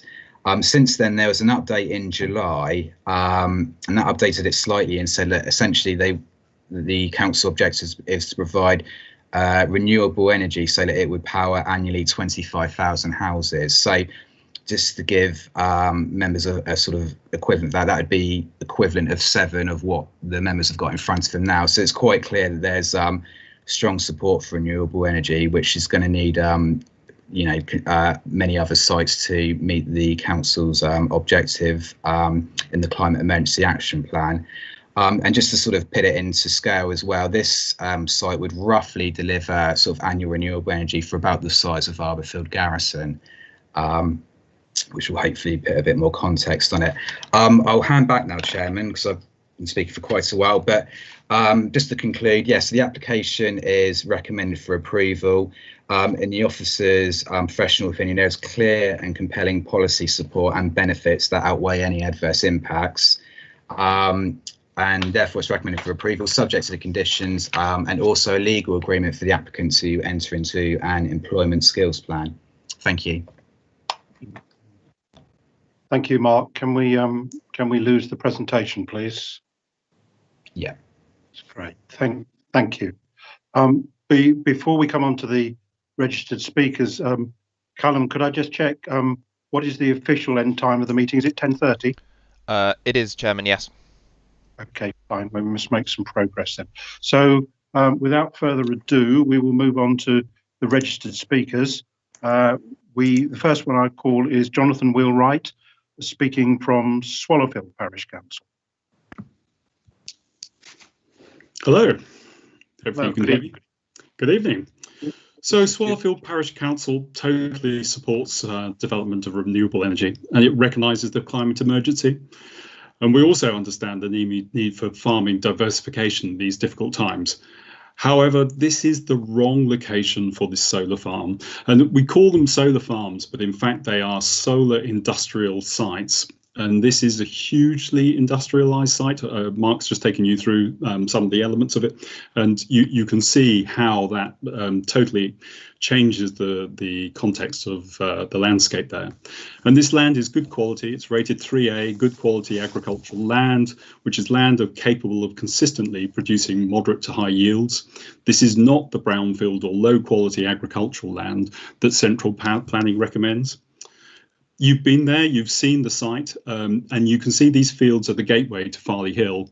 And it's hard to find a more visible or intrusive location for a solar farm, being at the bottom of the hill and being bisected, as you've seen, by Castle Hill Road. It has Swallowfield Road along one side, and it's bounded by the Bridleway and by the Byway. And 89 residents objected to, and this is a huge response to a green energy initiative that we all support. And the reason for that is this proposal is huge. It's a huge industrial site on 4 fields covering, as you've heard, 46 acres. And we're going to have 40,000 panels, which are going to be roughly 8 feet high and could be as high as 11 feet high in the proposal. And these inverted cabins that Mark referred to, they're the size of a shipping container. So they will be something like 27 feet long and 8 feet high. These are substantial buildings put into a countryside location. And as for the security fencing, again, 8 feet high and 8 feet high and hard to screen and impossible in winter because the hedging is deciduous and so won't be there.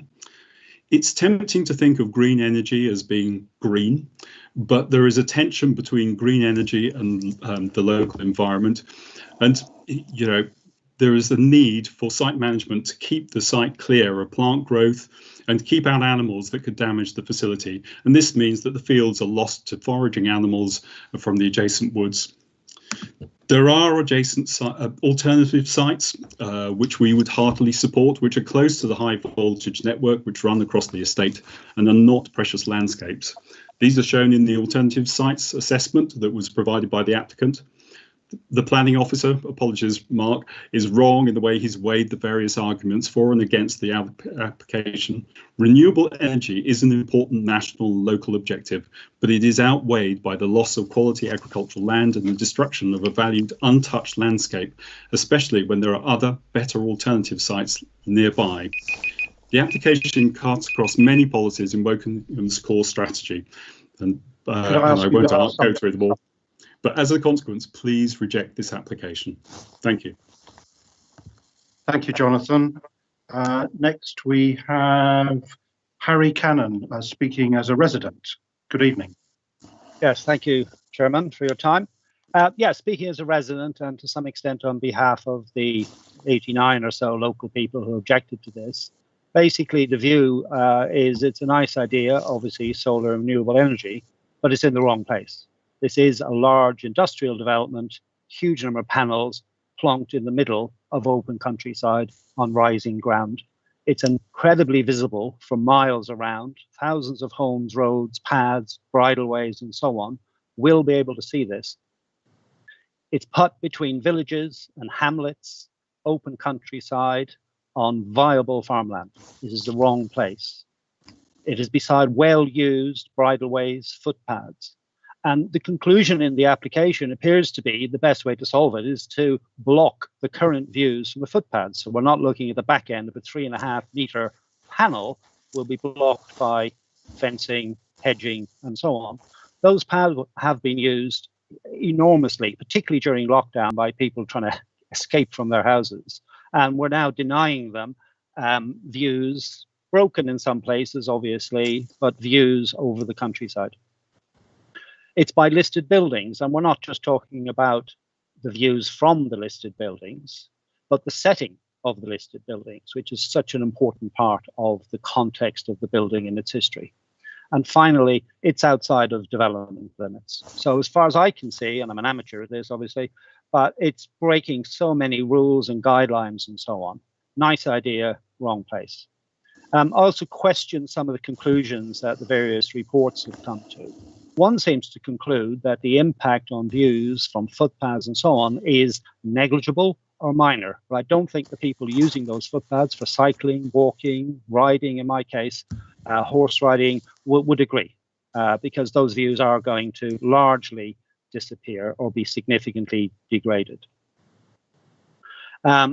Views, as I mentioned before, if you look at the mapping that was provided, this being rising land in open countryside can be seen from as far away as Shinfield, Arborfield, Earley, Eversley. Huge impact on various people's views.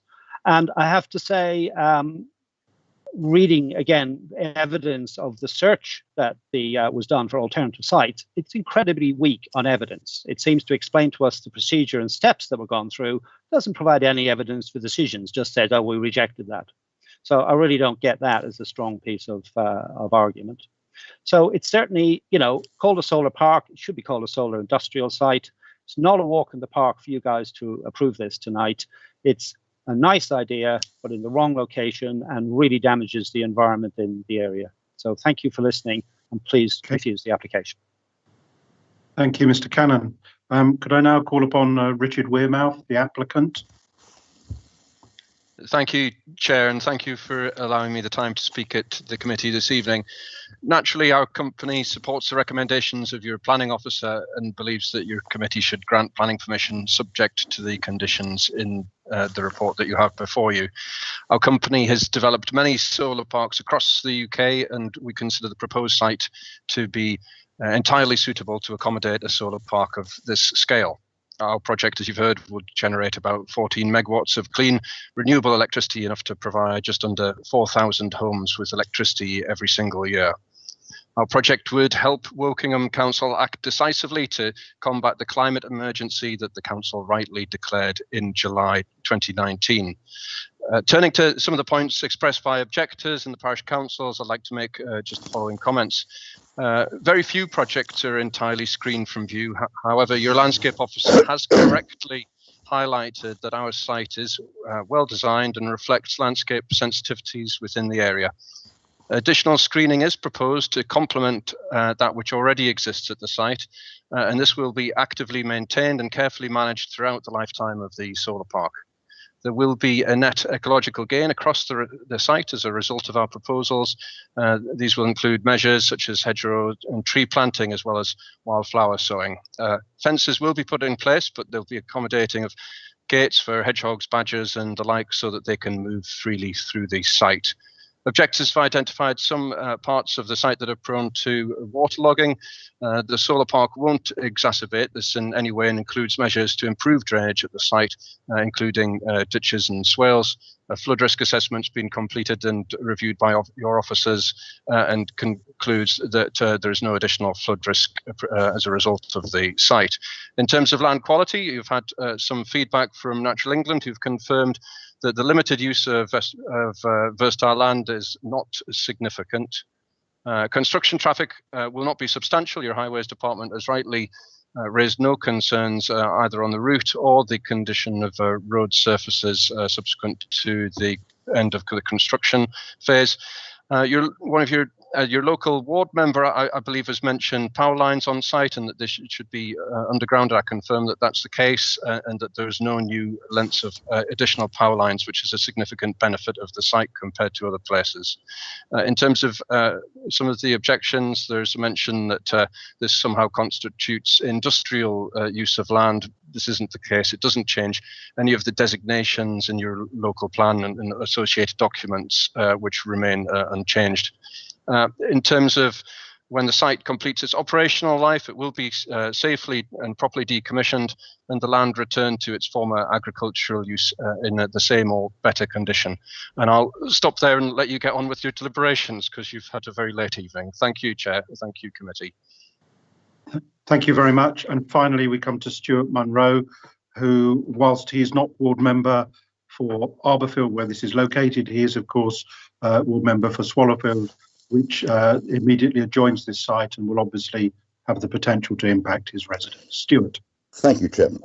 I rarely do I get as many comments as I've had. I think I've had 80 or 90 comments about this. I'm all for the great idea of having the solar panel thing, which is fantastic. But if you think of the situation, you've heard from the parish council, you've heard from the residents. It's a great idea and maybe in the wrong place. I don't know. If we do need a second one, can it be slightly in a better place? So I would urge the members of the planning committee to listen to the residents and say, this is a great idea in the wrong place. Maybe it is. I'm not sure. We've got a solar farm already, and there are only 2 in the borough anyway, and we've got one already in Swallowfield. So I would urge the members of the committee to listen to what the local residents are saying. Thank you, Chairman. Okay. Thank you very much, Stuart. Now that concludes the registered speakers, and we need to have a look at various aspects of this. And I'm going to start the ball rolling with just a few points that I think are worthy of clarification. I think we heard that the 2.5 metre high fencing would allow access for other wildlife other than deer. Is that correct? Can we confirm that, Mark? Yes, Chairman, that is correct. The ecology information states that there be scrapes, gaps and badger gates. I believe scrapes are almost sort of where you tunnel under the fence every 50 metres, as well as along any existing mammal runs as well. So there will be access for small mammals. Like I say, the only thing it will keep out, as per its name, is deer. Okay. Next point I had was that there are. We noticed on site that it is quite well hedged, but there were obviously gaps. And I see that there are conditions here in the officer recommendation that should, in essence, close those gaps where necessary. Can you confirm whether, as well as closing those gaps, there's planned to be other reinforcement of the existing hedging? Yes, that will need to be something agreed in detail, but essentially that was the key part of the applicant's case. In the landscape character assessment, one of the weaknesses of the area is that the hedgerows around agricultural fields have been allowed to deteriorate and become, quite gappy in places. So part of their assessment of looking at this site is that they could, improve a benefit to that by replanting parts of the hedgerow where it has thinned out and reinforcing that. Okay, thank you. The other point was my reading, and I'm afraid I use old money, was that the panels were approximately 8 feet high at their highest point. We did hear one of the registered speakers referring to 8 feet or 11 feet high. Can we get clarification on that, please? Yeah, the plans show them at 2.4 metres in height to the highest point. Right, thank you very much. And finally, could you just confirm, for the benefit of all members of the Planning Committee, how high the inverter buildings are?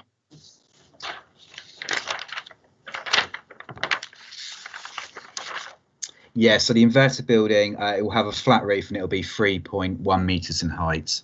3.18, sorry, to be precise. So less than 10 feet in height. The reason I mention that is because, of course, members, you'll be aware that agricultural land right across the borough often contains agricultural buildings and barns, which are generally of significantly greater dimensions. Finally, Mr. Cannon, the resident speaking, referred to this site being visible by thousands of homes across the borough. And could you confirm whether we think that's feasible? Because certainly when we stood on the site, I appreciate we looked at various parts of the site, whether you actually believe that to be the case, because I certainly don't recall.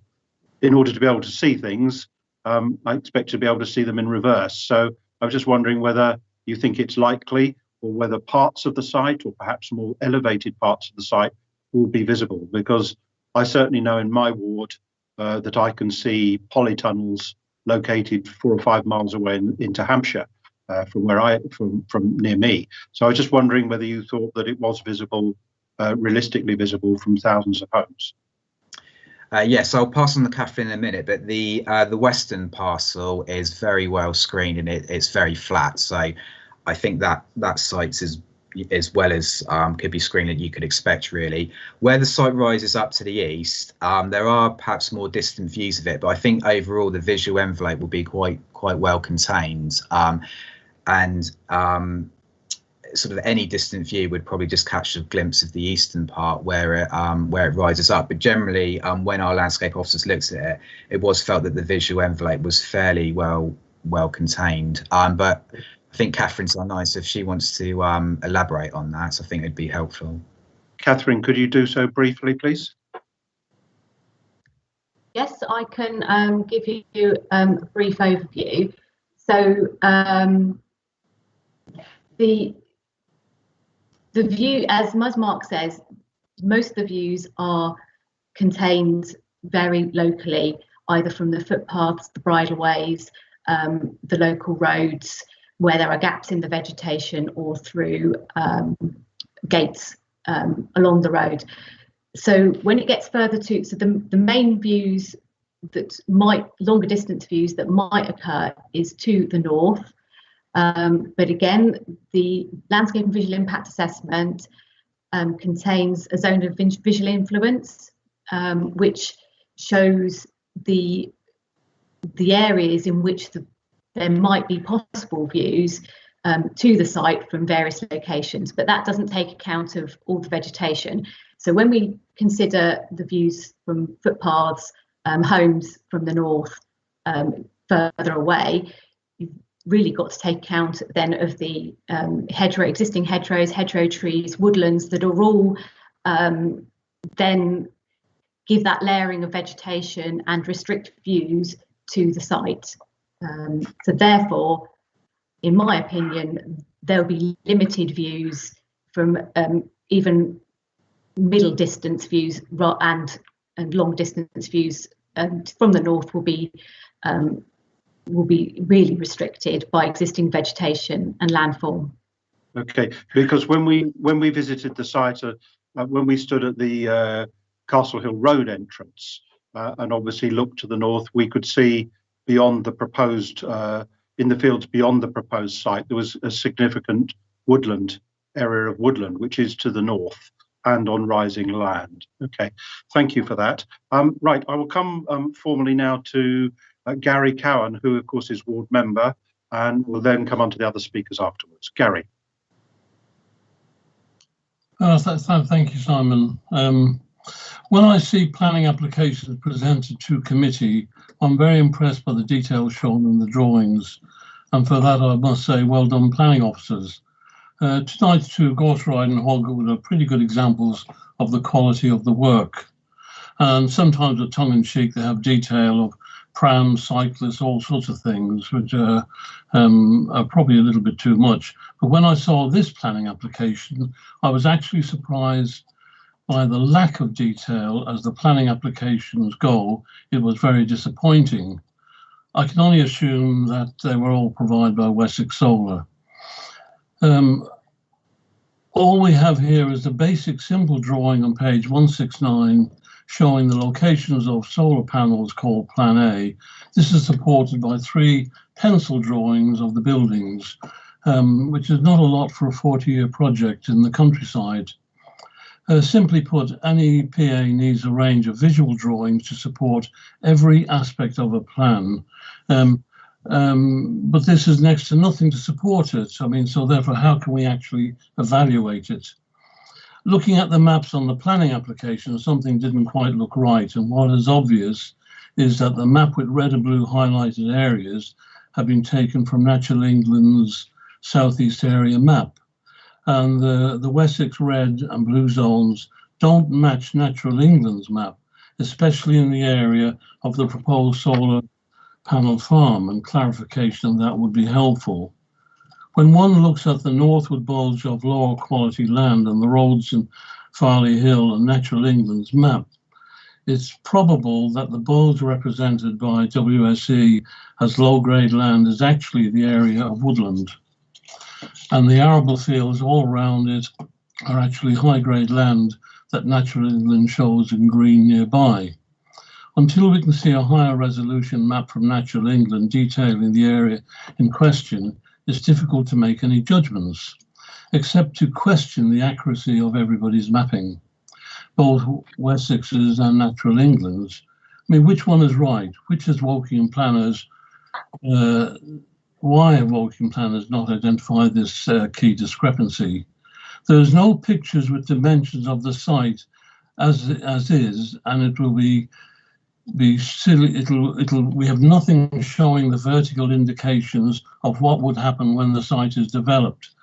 The site runs along Swallowfield Road, and looking at Castle Hill, one can see that the site elevates considerably, which I'll mention in detail in a minute, but the detail is missing.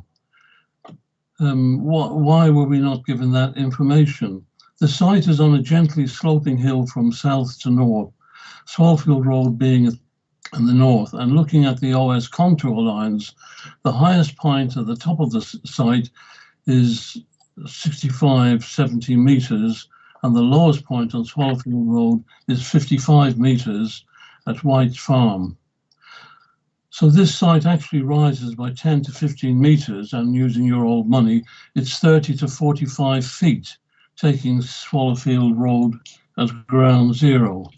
Nothing presented helps us to understand that its implications of the solar panels and buildings on the site and the countryside.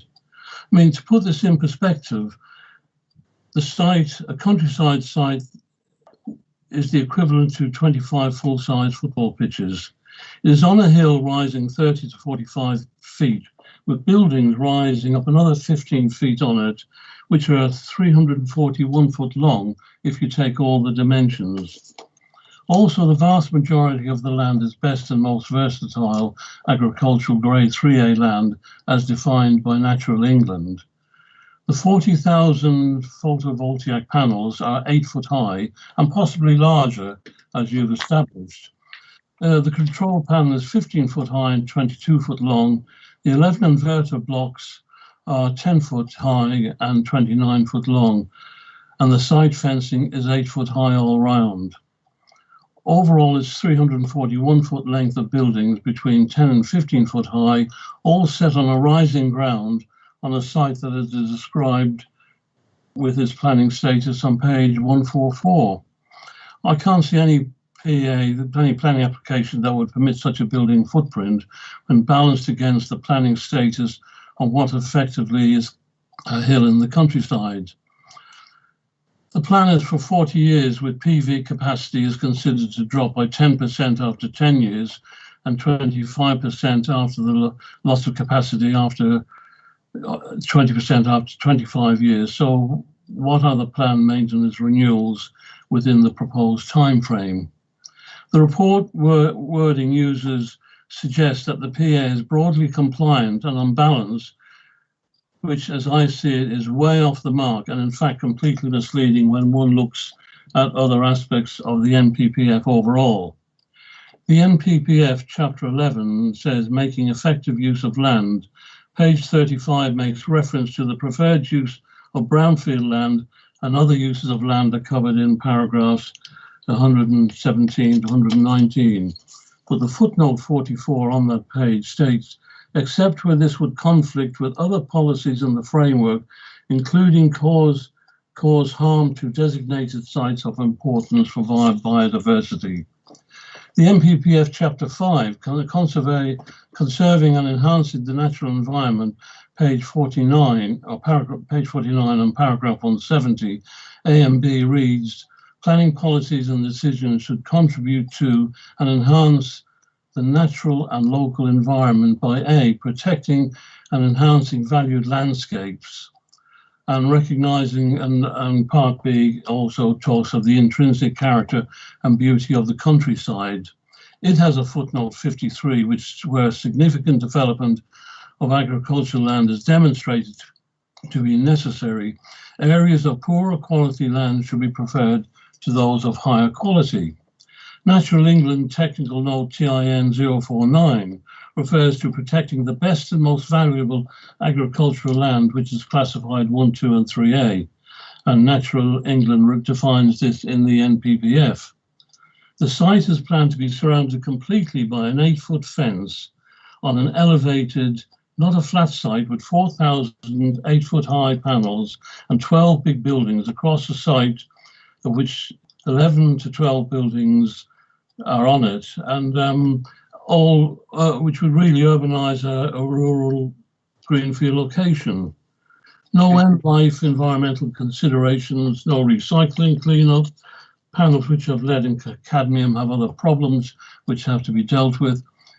I would add, though, without accurate mapping, when Natural England and Wessex Solar are not in agreement, and along with the council's plans, they do not show all the detail as we would be expected to have to determine the planning application. And no matter how one looks at it, I would say, if allowed, it'll be a massive eyesore that will destroy the amenity of the countryside. But Gary, could I ask you to try and come to a conclusion now, please? Well, the only conclusion is these are my observations as the ward member, and I would like to hear other members' comments before I form an opinion one way or another and make a proposal to the committee. Thank you. Okay, thank you, Gary.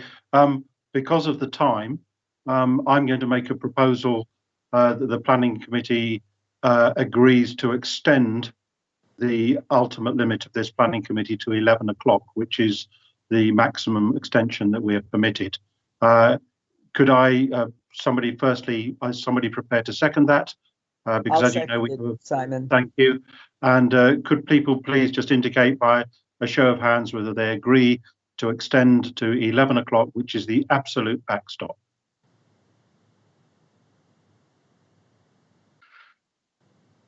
Do we have most members of the committee voting, Callum? We certainly have a majority. There's a couple of hands that aren't up, but we have 9. Okay, that's sufficient. So we will continue to 11 o'clock, but then it will end. Thank you. I can't actually see any other members. I can only see officers on screen at the moment. So could you please tell me who else is waiting to speak? I made a note from earlier. The order was, the first 2 I saw were Stephen and then Rochelle, Chairman. Those are the first 2. Thank you. Stephen, over to you. Thank you very much, Chair, and thank you, Callum. I took the precaution of getting my hand up very early this time to avoid having to wait till the end.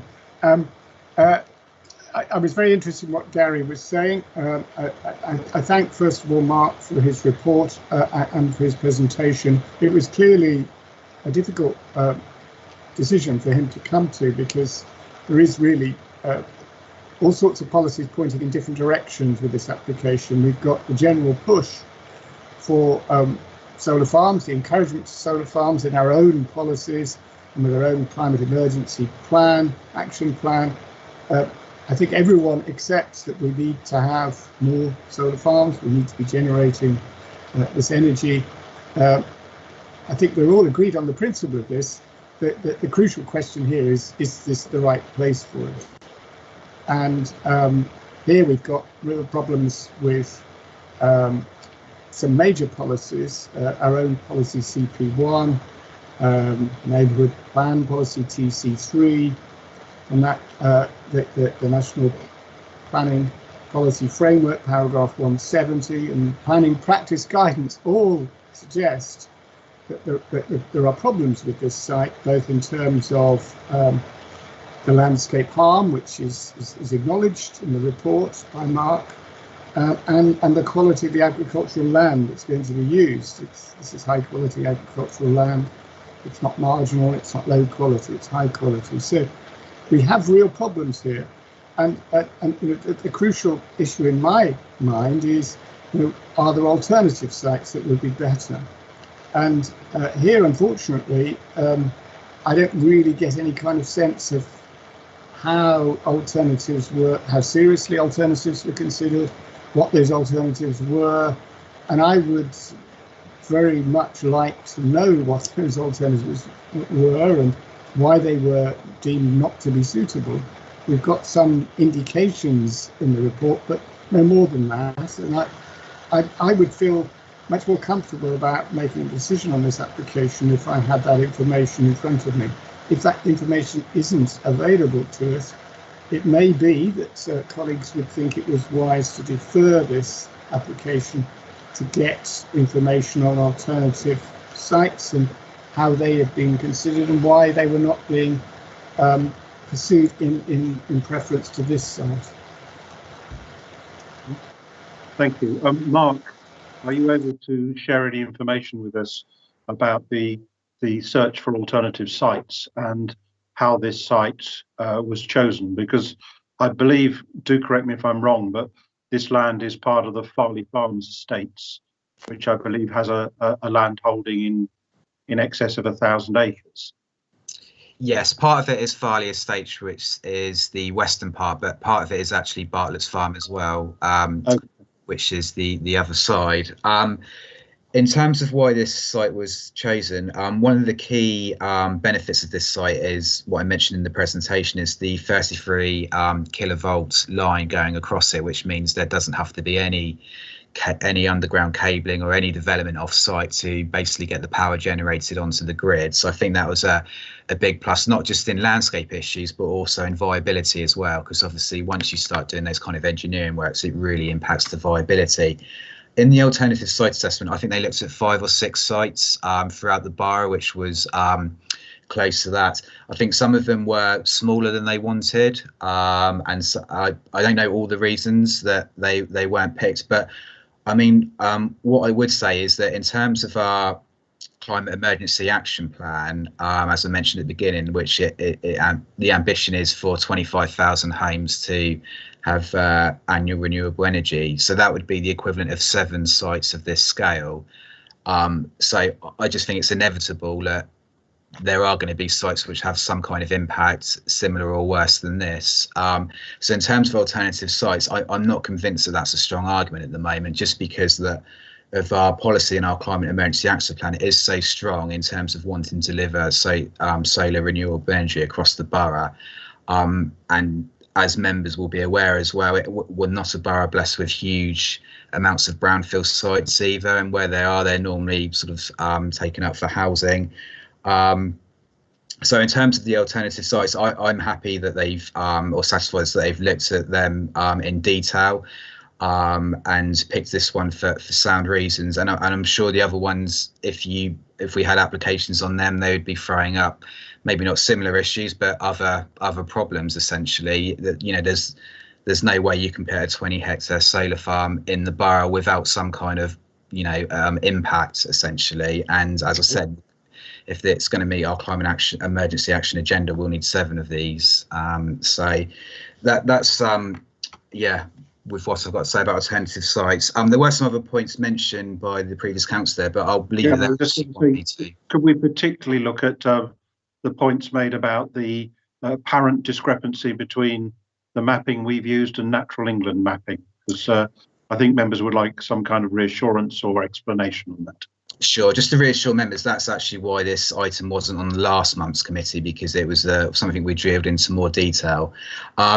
So Natural England's map is quite a broad brush in terms of where different grade land sits, and what the applicant done is they done on-site soil samples, so which did show something different to our own mapping system and Natural England's, but where they went on site and actually tested the soil, we can be sure that it is accurate, or it is accurate as you can get. And what that showed is 58% was grade 3A, which, as members have said, is best and most versatile land, but 42% was 3B and 4, which is moderate and poor quality land. I would say as well that there are 2 grades better than 3A, that you've got excellent grade 1 and very good grade 2. So it doesn't fall into those categories. The other point as well is that Natural England looked at the applicant's information. They looked at the revised information as well that we sent them, and they haven't raised an objection. I think that's very material in this case, that they don't raise an objection to the use of the best and most versatile lands. And yeah, obviously that's a significant material consideration when considering this impact, that you've got such yeah, I'll leave it there. Thank you. I think we should let a few other people speak. I think next was Rochelle. Okay. My statement is, I seem to remember somebody telling me if you don't own the view. So this is one of the, especially I think it was you, Simon, that these people are complaining that they're going to be seeing these panels. I don't think that's a material planning consideration as far as that goes. Also, since the council has actually declared a climate emergency, we do have to do something about it instead of just making lip service. Lastly, I didn't think we were supposed to get an idea of alternative sites. We're looking at this planning application. One of the things you usually say is we're not supposed to say about alternative locations that it could be better or something like this. I believe we're supposed to consider this one as is. Climate change is really ugly. We don't want to have the climate change. We need to have a lot of these farms like this. And I think this is a good idea and a reasonable location. Okay, thank you. I don't think there's any direct questions there. Next, who else have we got? Callum? Most of the members have their hands up, Chairman, but in terms of order, it's slightly split because some people are in on slightly different accounts. So the order I've got is Abdul, Malcolm, Angus and Chris, but then we also have a slightly separate group of Andrew and Pauline. So if you want to mix Andrew and Pauline, we'll get to everybody as long as people concentrate on the key points they want clarification. In which case, Abdul, Malcolm, Angus, Chris. Okay. Thank you. We'll go with those next. So, Abdul, your point, please. Thank you, Simon. Mark, how visible from the new bypass? So if someone was driving the new bypass, so how visible those from that side of the road? One. And second question is, flood problem that site experiences inclement, whether is a major concern. So it's about flood and major concern about the weather changing during the term of 40 years. So if you could please clarify those two questions. Okay, thank you. Mark? Yeah, on site, you could just glimpse some cars from the new bypass. It was very glimpse. So I think they may catch a split second of a fraction of the site, but I think overall it'd be negligible at best, the visual impact from the bypass. So I didn't quite catch your second question. Was it about flooding? It was relating to flooding and the fact that the very climate change we're trying to decelerate is indicative of greater rainfall in shorter periods of time. My understanding is that whilst the panels, proposed 40,000 panels, will cover a large number of grassland areas, they don't stop that grassland absorbing water because the grassland is still there underneath, and the only real change to the surface is the stand on which each panel is located. Is that correct? Absolutely, yes. The other thing as well is that they have proposed some additional suds in terms of some shallow swales around parts of the site as well, which will, if anything, improve flooding across the site. Okay, thank you. Does that answer your two questions, Abdul? Thank you. Thank you so much. Thank you. Yeah. Then we come on Malcolm Richards. Yes, thank you, Chairman. A couple of comments and a couple of quick questions. Almost everybody agrees we need clean energy and we need it as quickly as possible. We have to use the land we have for a variety of purposes, and providing clean energy efficiently, quickly, is a good use of that land. We obviously couldn't put it in the middle of a town or anywhere near lots of people, so it has to be out in the countryside. It also needs to be large in order to get the maximum amount of equipment there to provide the energy. We know it doesn't damage the land because the grass and so on below it remains. And so lots of natural animal life and environment can go in there whilst it's there. When we visited this site, I asked specifically a couple of questions about which roads, not knowing what all the roads were there, which roads would be able to see that field and those panels when they were driving, and would it be a hazard? Would it be reflecting anything? And the answer was no. There's a lot of screening and trees and hedges around the place, and we couldn't see any road from where we were that would do it. And then looked at a map afterwards, and in fact, all the roads around there are very unlikely to see it. And just final quick point on that. Even if you could see it from a distance, you can see lots of things from a distance. It doesn't mean it can't be there or it's unsightly. We need certain facilities. That seems to be a good place. Saying that we need it but put it somewhere else, I don't think is a valid enough defence. So okay. I'm in favour of this. Thank you. Thank you very much. Angus Ross.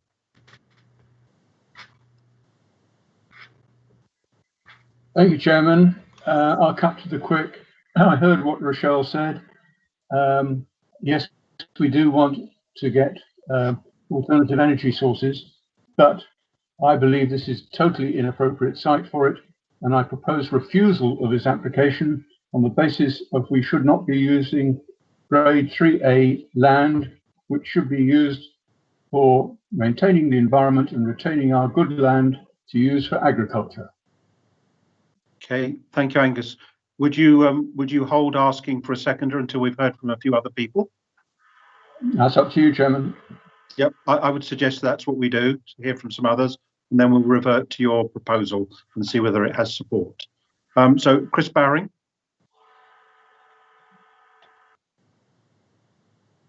Thank you, Mr. Chairman.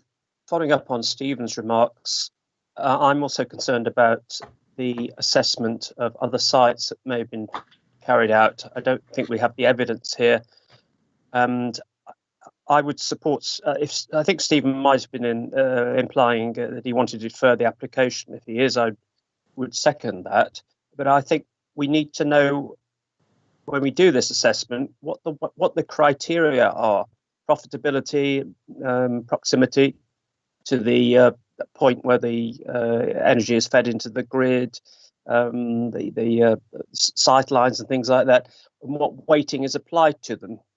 We need to know that, otherwise it's very difficult to calculate whether there is a better site available. And the second point, we have to determine this according to planning law, and I'm not sure I understand quite why the executive, having passed a climate emergency, why does that change planning law in itself? Does it change anything, or is it irrelevant? It may be the wish of the executive, clearly it is, that there's a climate emergency, but does that actually change planning law and thus affect the way we process applications such as this? Okay, it's a very valid question. I don't know whether Justin or Connor, I don't know whether you're still here, whether either of you would be able to answer that, please. Thank you, Simon. Evening. No, the climate emergency doesn't change planning law.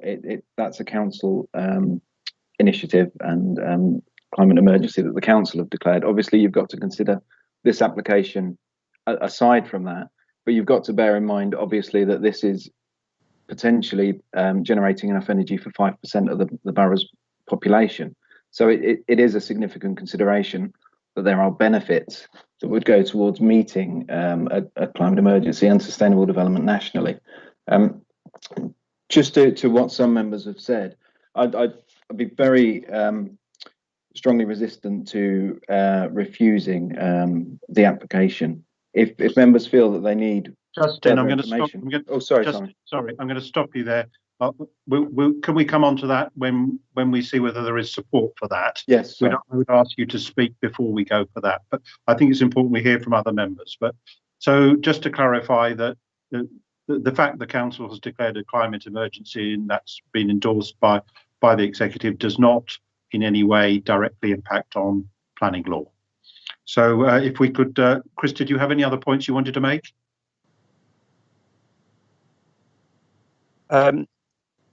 No, I think I assume the officer said the point I made about wanting to know what the criteria were if we did get a fuller assessment of alternative sites.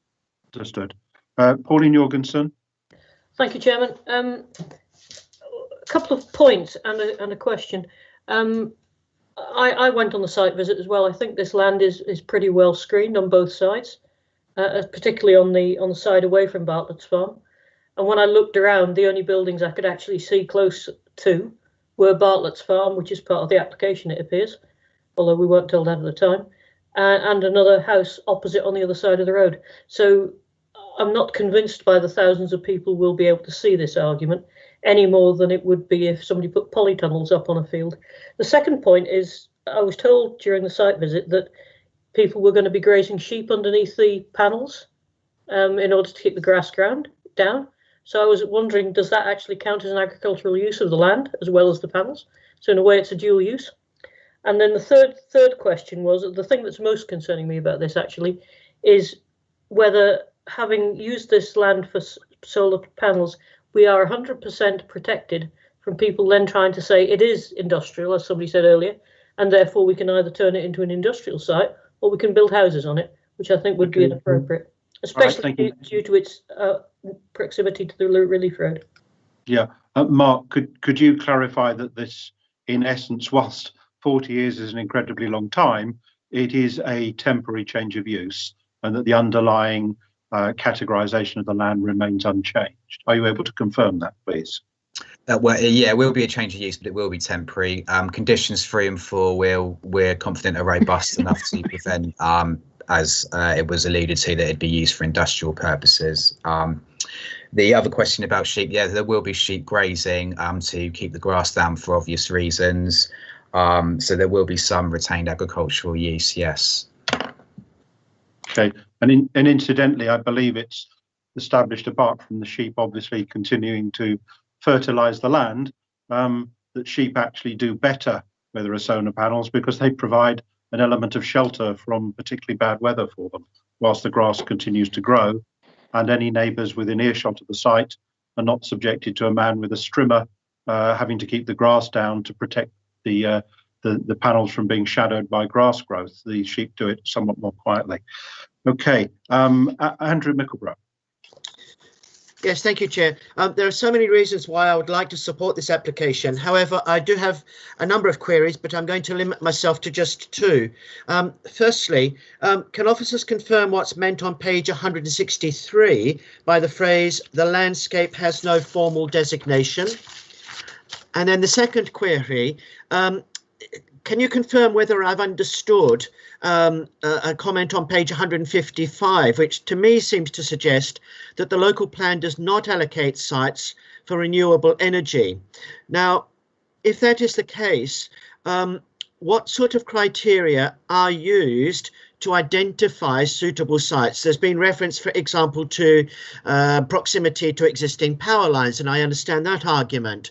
What other criteria would make a site suitable or indeed unsuitable for use as a solar farm? Okay, thank you, Andrew. Mark? Yeah, so in terms of the site not being designated, it's not a valued landscape and it's not an area of outstanding natural beauty. It's countryside essentially. So that's what was meant by that. In terms of, you're right that we have no formal designation for renewable energy sites, and as members have said that obviously the large areas required, they would need to, be in countryside locations. Policy CCA5 of our local plan sets out what we would look for in renewable energy.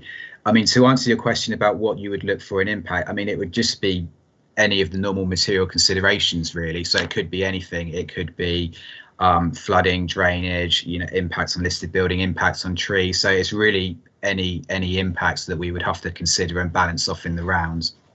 Okay. All right. Thank you. Is that okay, Andrew? Clarified? Okay. Obviously, yes. Right. I'm now going to revert to Angus Ross, who was in the midst of making a proposal before I interrupted him because I thought it was important to hear others. Could you firstly make a proposal, Angus? I propose, just as a comment, that the use of sheep doesn't seem to me to be agriculture because it has no rotation of crops and so would just degrade the land over time. And Justin Turvey is saying, I can't remember the percentage he said of the population. My calculation, it's 2.4% of the population of the borough. Anyway, I propose a refusal on the grounds that we are using high quality agricultural land which should be retained for agriculture. Okay, right. Next, I will ask whether someone will second that. Simon Gary, I will second it. You'll second that. And before we go to the vote, I will ask Justin if you could just add the points that I interrupted you on so that people have a clear understanding of the implications. Thank you, Simon. What I was going to suggest, if that there are a number of members that have significant concerns about the use of this site for this purpose, that they may wish to, instead of saying refuse it, to perhaps defer till the next meeting to allow some time to come back with further information on the alternative sites and why the applicant says it has to be this site. Okay. And hopefully that would give you some comfort, Angus and other members. Angus, do you think that is a way forward? Because I have to say, at this point in time, I'm not sure your proposal would have full support. It's clearly a way forward, Chairman. I'm just unsure whether the fact that there is or isn't alternative sites is relevant to an application. I think Justin, clearly as head of planning, believes it is, because I don't think you'd be suggesting that we defer it for more information if it wasn't relevant. Justin confirms that, then I will withdraw my proposal to So sorry, the line was very poor then, Angus. But are you saying that you will? I think you said that you will defer. You're happy for a deferral so that this could come back to a future planning committee meeting with more details on the reasons for the unsuccessful evaluation of other sites and the choice of this site. Is that correct? Yes, Chairman. If Justin Tovey would just confirm that the alternative sites is a relevant matter in this case. Justin? Yes, Justin, can you confirm that? Sorry, just coming back to you. So that under the EIA regulations, it's not like we say in standard planning applications. Part of the EIA regs requires you to look at alternative options, and so often that comes back to alternative sites. So I think, generally speaking, we wouldn't advise it. But if you want comfort as to why it couldn't be somewhere else and why best and most versatile land is being used here, then yes, we can get that information to you. I think this would be a wise move forward, because several members have expressed reservations about that. I don't know, of course, whether we will have that information ready for planning committee next week. But if it is at all possible, I would like to bring it back to that planning committee, because this application has been around a while. And I think in discussing it in a week's time, the vast majority of us would hopefully remember the vast majority of what's gone before us this evening, and we wouldn't need to cover the same ground again, which may be the case if it's further out. Picking up on Angus's suggestion then, Stephen, I see you're showing to indicate. I was just going to say that this was my alternative suggestion some while ago, and if Angus is now happy to effectively withdraw his proposal of refusal, and we're basically now saying the same thing, then I think we could probably move to a vote pretty quickly. Right. So, Callum, I think we're clear to go ahead with a vote from members on that. Is that okay? Can I go ahead? Can I just ask Angus if he's happy to withdraw? I've withdrawn my refusal proposal, yes, and offered one of a deferment. Thank you. And I did see Councillor Chris Baring did raise his hand. I'm not sure whether he had a point on this. Chris, were you seconding the proposed deferral? I would be happy to do that, but the reason I raised my hand was I wanted to know what criteria, similar to the point that Andrew raised, which criteria were going to be assessed for various sites and what the weighting would be. And this seems to me to be quite a major piece of work, so I can't really think it's going to come back to committee next week. I think it's going to take some time, unfortunately. Well, I suggest we don't prejudge that. We give people the target of bringing something meaningful back to the next week's committee. If they're not able to do so, we'll have to cross that then. So, without further ado, I'm proposing then that we have this proposed and duly seconded, that the application 202-103 is deferred to be brought back to the planning committee when additional available information is available with regard to the site assessments of other alternative sites. Could people please, members please indicate by raising their hands whether they would support that? Simon, I did second the original one. I'm happy to go along with that, but I would like to include that proper drawings, vertical and horizontal drawings, are produced by the officers for the whole site, so we can get a real look at what it would be like, as they would for any other planning application. And with that, I'm happy to support. Okay. Are there any members who would disagree with that? Although, because of the scale of the site and the low profile of the machinery or the units proposed in it, it will probably be quite difficult to actually see on a plan, but we can ask. So, Justin, do you think such a thing is feasible? I think it's going to be quite a difficult task to get you the images that you might be expecting, because they're thousands of the same panels. But we will try and get something that helps. Okay, so again, that vote I think was carried, I believe. Callum, can you confirm that? There wasn't particularly a vote there, to be honest. Right, okay, well, we'll go for it again. So this is with the coming back to committee with further information about the assessment and consideration of alternative sites. and how those other sites were rejected in favour of this, and also an attempt to have better maps and plans that show the profile more than just the plan view. Who proposed? Who seconded?